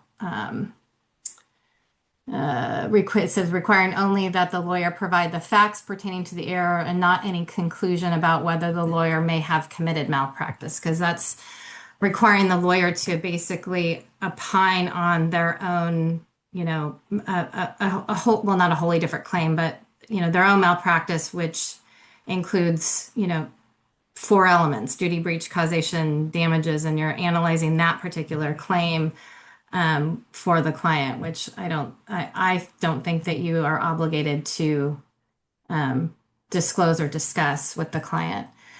And then I think the most important thing is when a mistake creates a conflict, and discussing the material limitation conflict aspect of when mistakes occur. So a lot of times there's an error, but the representation is continuing, and the lawyer is concerned about a potential claim that the client may have. The client may blame the lawyer for whatever mistake is or issue or something in the case. And I think that can rise to the level of a material limitation conflict. So I think that is a valuable discussion and guidance for lawyers that's not covered in the ABA opinion. And which I cover. I think I've said this before. This is like, at least 30% of the calls I get are, what do I do when I make a mistake? And a lot of it does have to do with dealing with the conflict scenario. So that's my pitch for an opinion on this topic. Does anybody have any questions?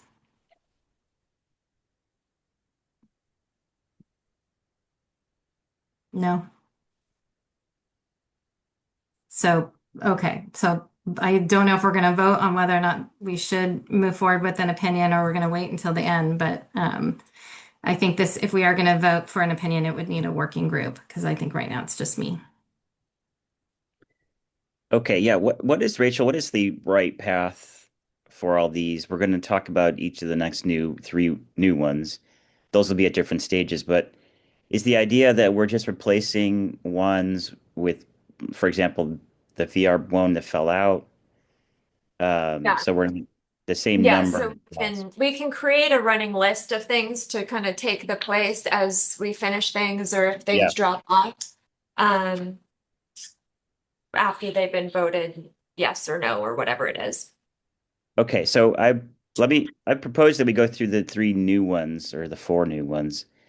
And well, those are at a different stage. So does anybody procedurally, are we picking one of these or both of these to make a formal opinion? We can, if that's what the committee would like to do. Okay, does anybody want to move for either of these other two that are already sort of outlined to become a formal opinion?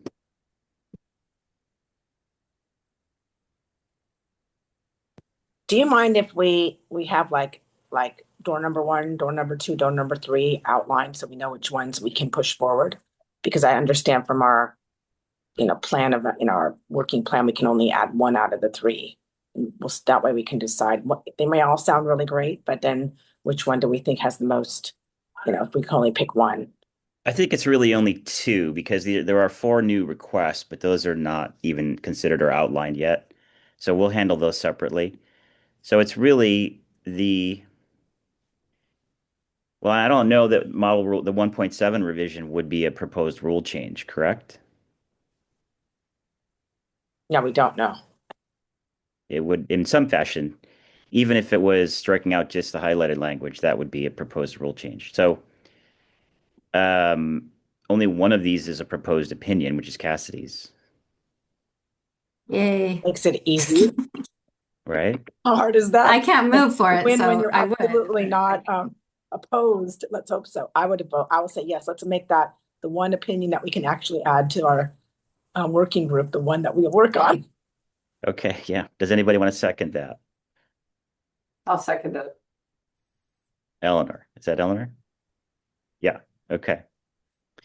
All right. The other one would be a proposed rule change, and that group's going to come back with additional details and alternatives next week. So we would now then vote on this motion to take up the lawyer mistake one as a formal opinion. Okay, I'll take vote. Ali, Yes, sorry. Brown, Yes. Joyce, Yes. Mad Watkins, Mercado, Yes. Migliaccio, Mohebi, Yes. Perlman, Poindexter, Riley, Yes. O'Reilly. Yes. Thank you. With 7 yeses, the motion carries. Okay, we turn to the new ethics opinions, and these are at a different stage. This is whether anybody wants to assess this and come back in the May meeting and opine on whether we should outline this or move forward with developing this for future periods.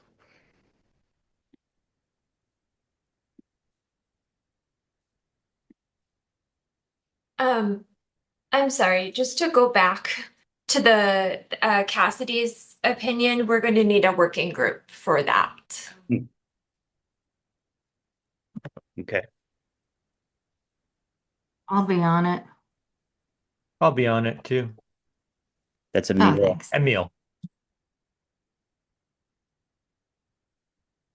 Anyone else? Maybe we'll get Nick to join that if he's Yeah, what is interested. this one again? I'm sorry. Please, will you just describe it one more time? The mistakes, so duty to disclose mistakes and conflicts arising from the mistake. I'm happy to help with Material that. limitation. Okay, You Aaron. sure? You're on a lot of stuff, Aaron. I know. Well, I'm not going to be involved in the 1.7 except for, I guess, rebuttal when we get back, when it comes back. Okay. And we just cool. finished all that, work. I have all this Finish extra the DA working group winding down. and the AI Yeah. stuff also. Yeah, we did the DA one, so that's good. Okay, thanks, you guys. And Okay. who's going to be lead on that? Yeah, who's the lead? Are you, Cassidy, the lead? I can be lead. I can be lead, right? Even as an advisor. Yep. Yeah. Unfortunately. Just kidding. Yes, you can be. Yeah, I'll be lead. That's fine. And I guess the other roles are like scheduler and helper. Editor. Editor, right. Yeah, I could be scheduler. Okay. Okay. And Namia, that makes you the editor. All right. By process of elimination. Okay. The new requests. This is 25, right? Which one is it? Yeah, this is all in order. So, okay, so this is 25. So this one is the EAP lead distribution and fee arrangements under Business and Professions Code 6155. This was a very long letter that went out to the committee, so hopefully everyone has had the chance to read it.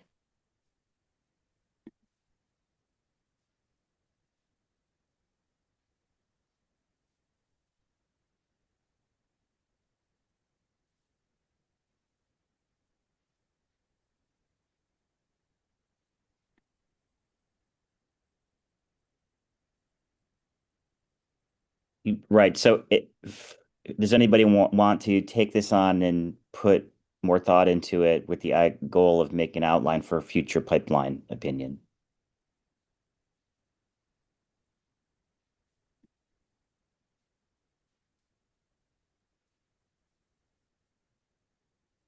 Or does everybody want more study of this?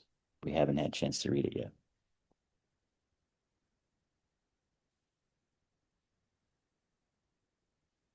I have not had a chance to read it. I think we just got it.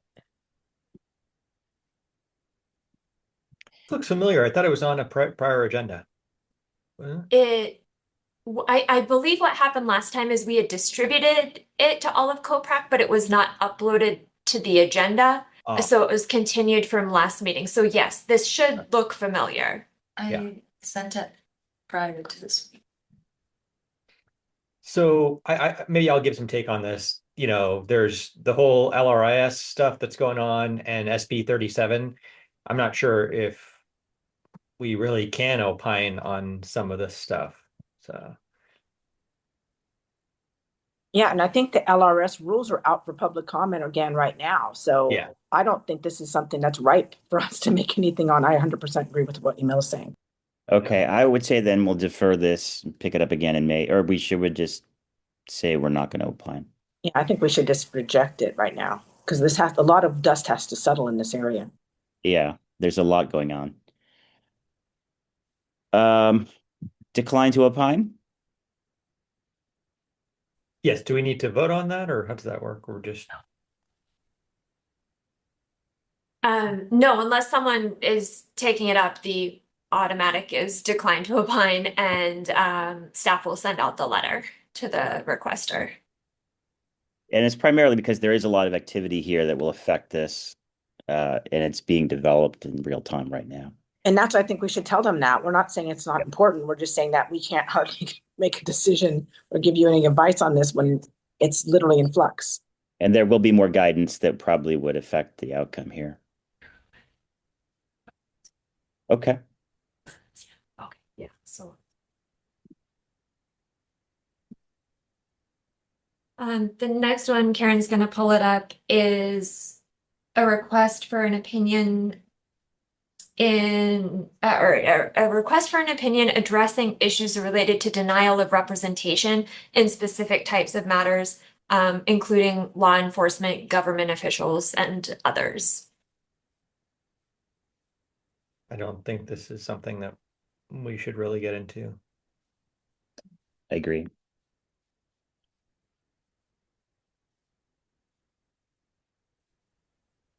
Yeah, doesn't seem like it's within our purview. Okay, then we'll move on to the next one.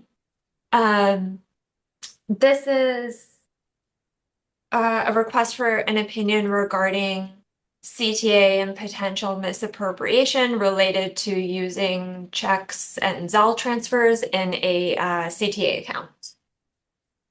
Honestly, shockingly, people need guidance in this area. Yeah, this has happened. It's a lot. Yeah, This happens a lot. This is a good thing. Yeah, I think this is a good topic. But the question is it an opinion or is it like an ethics alert? It does seem like an alert. Don't you think? I think so. They need to know nothing, no merchant account other than compliant law pay or Clio pay can you attach to a trust account. And then the reasons why. This should be an alert that won't be that hard to put together. Well, that's one part of it. The Zelle is one part of it, but the other part of it is The like timing. Yeah. Yeah, they should have put a stop payment on the check. And, what do you do if there is a fraud in the account? Do you immediately go and replenish those funds to fix it? But then you're commingling, and there's a lot of. So maybe it is from an opinion perspective, it's very in depth. But I think there's also like hey, in a case like this, the first thing you should have done is probably notified your client that you're putting a stop payment on it. Put the stop payment on it, right, and wait. Yeah. Until it happens, because those things don't happen simultaneously at a bank, But I think it's a very good topic for an alert. I do. Agreed. I think people need this help because they're getting hard sold on all these. I mean, I cannot tell you. I even get clients that say, "Can I pay by Zelle?" I'm like, "Really? Yeah. You're a lawyer." But I've seen these types of patterns before where there's this timing issue, and it would be helpful for people to know that you have to wait. You got to figure that out. Stop payments don't happen immediately. Doesn't happen. Doesn't work that way. Yeah. And then Rachel, just out of curiosity, could you give us any context? It almost looks like it came from the bar hotline or something. Yes, this is a frequent type of scenario that callers call in with on the ethics hotline. I see. So this was an internal staff request. Okay, perfect. Okay, so we need somebody. Well, if it's going to be an alert, or we think it's going to be an alert, what is that, a working group or is it something else? Well, at this point, since we just kind of have the one spot on our work plan, it would either be the opinion that's moving into that spot or an ethics alert related to this that's moving into that spot. And then the other one we would hold in our pipeline until another spot opened up. Okay, so this is new. Okay, so this one will and see if we can, and then if we did an alert, would it be able to answer these questions in a meaningful way? So somebody to outline this for pipeline for future use. So you need an outline on this, meaning like the problem with the commingling and the Yeah. I mean, this shouldn't be that hard. I can make the Shouldn't be. outline. And then Okay. I think honestly, I think that the other matter should go forward into the slot, and then this we can have in abeyance so it can move into the next slot. It'll Honestly. be yeah, that's right. I think that's right. All right. Is there Okay. any way, can you do me a favor, please, Rachel, can you send me this one piece of paper, this one page, just separately as an email? Because that way I'll know to do something with it. Yes. Because otherwise it'll be lost in all this stuff. Oh, we won't forget. Oh, but I will. And then I'll be embarrassed. Raquel, you have your hand up. I do. Rachel, does not the arbitration advisory dropping that create a space? Yes, it does create a space. So don't we have two?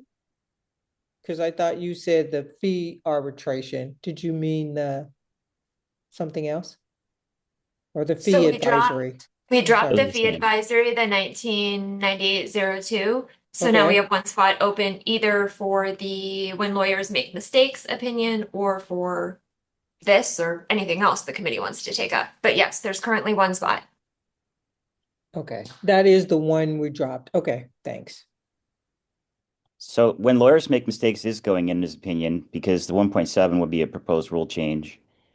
And then this is an outline stage that Aaron's going to have for me.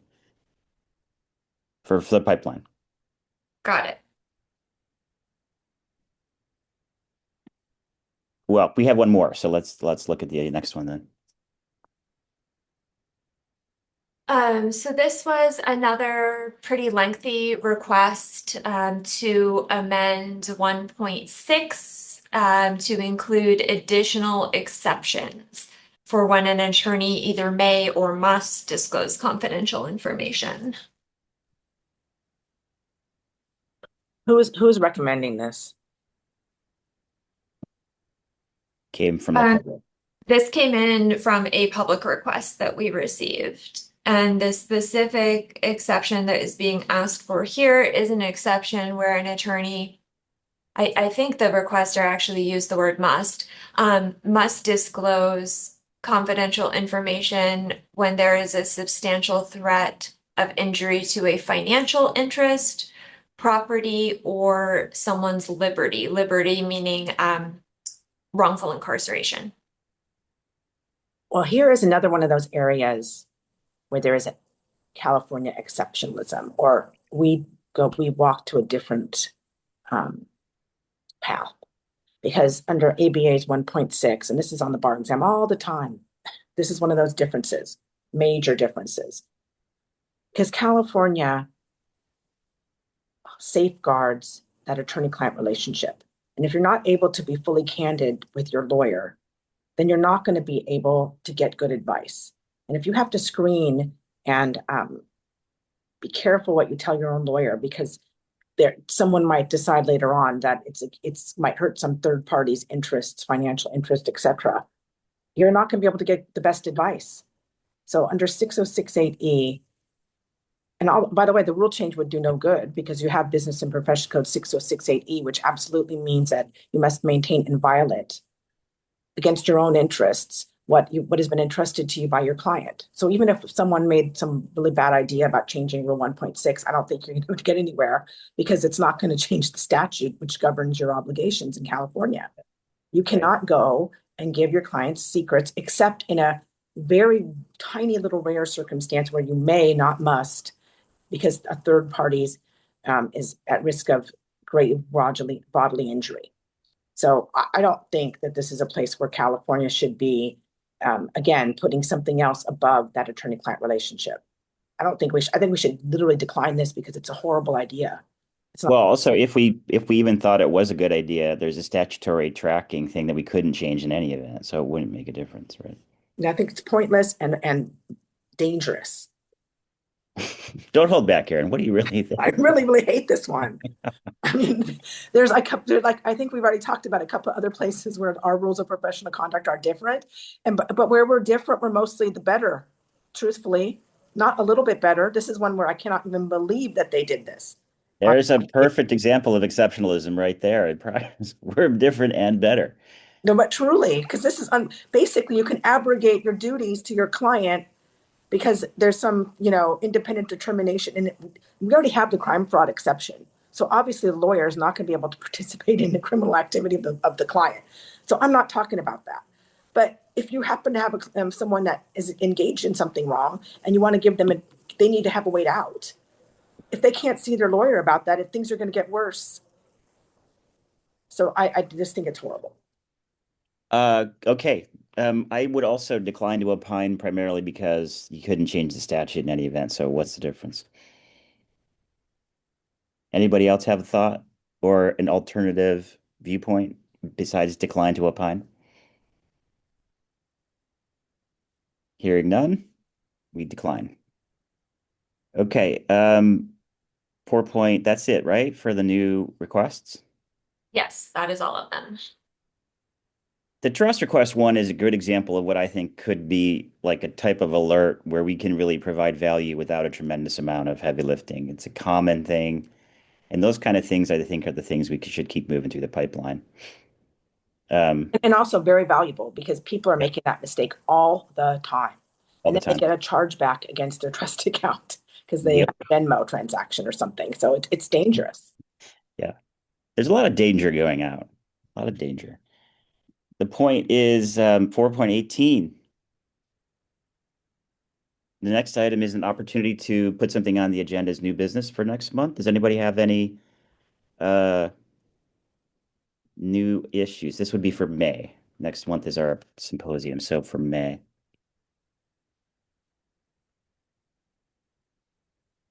No, we're continuing through with what we're doing. Hearing none. All right, that's the final active item. Yes, Rachel, did I miss anything? I think you're good at all. Okay. We are adjourned. Thank you, everyone. Thank you. Thank Great you. job. Thanks, guys. Thank you. Have a good weekend. April 6th. April 6th. Remember that April date 6th. for submitting. Stop recording.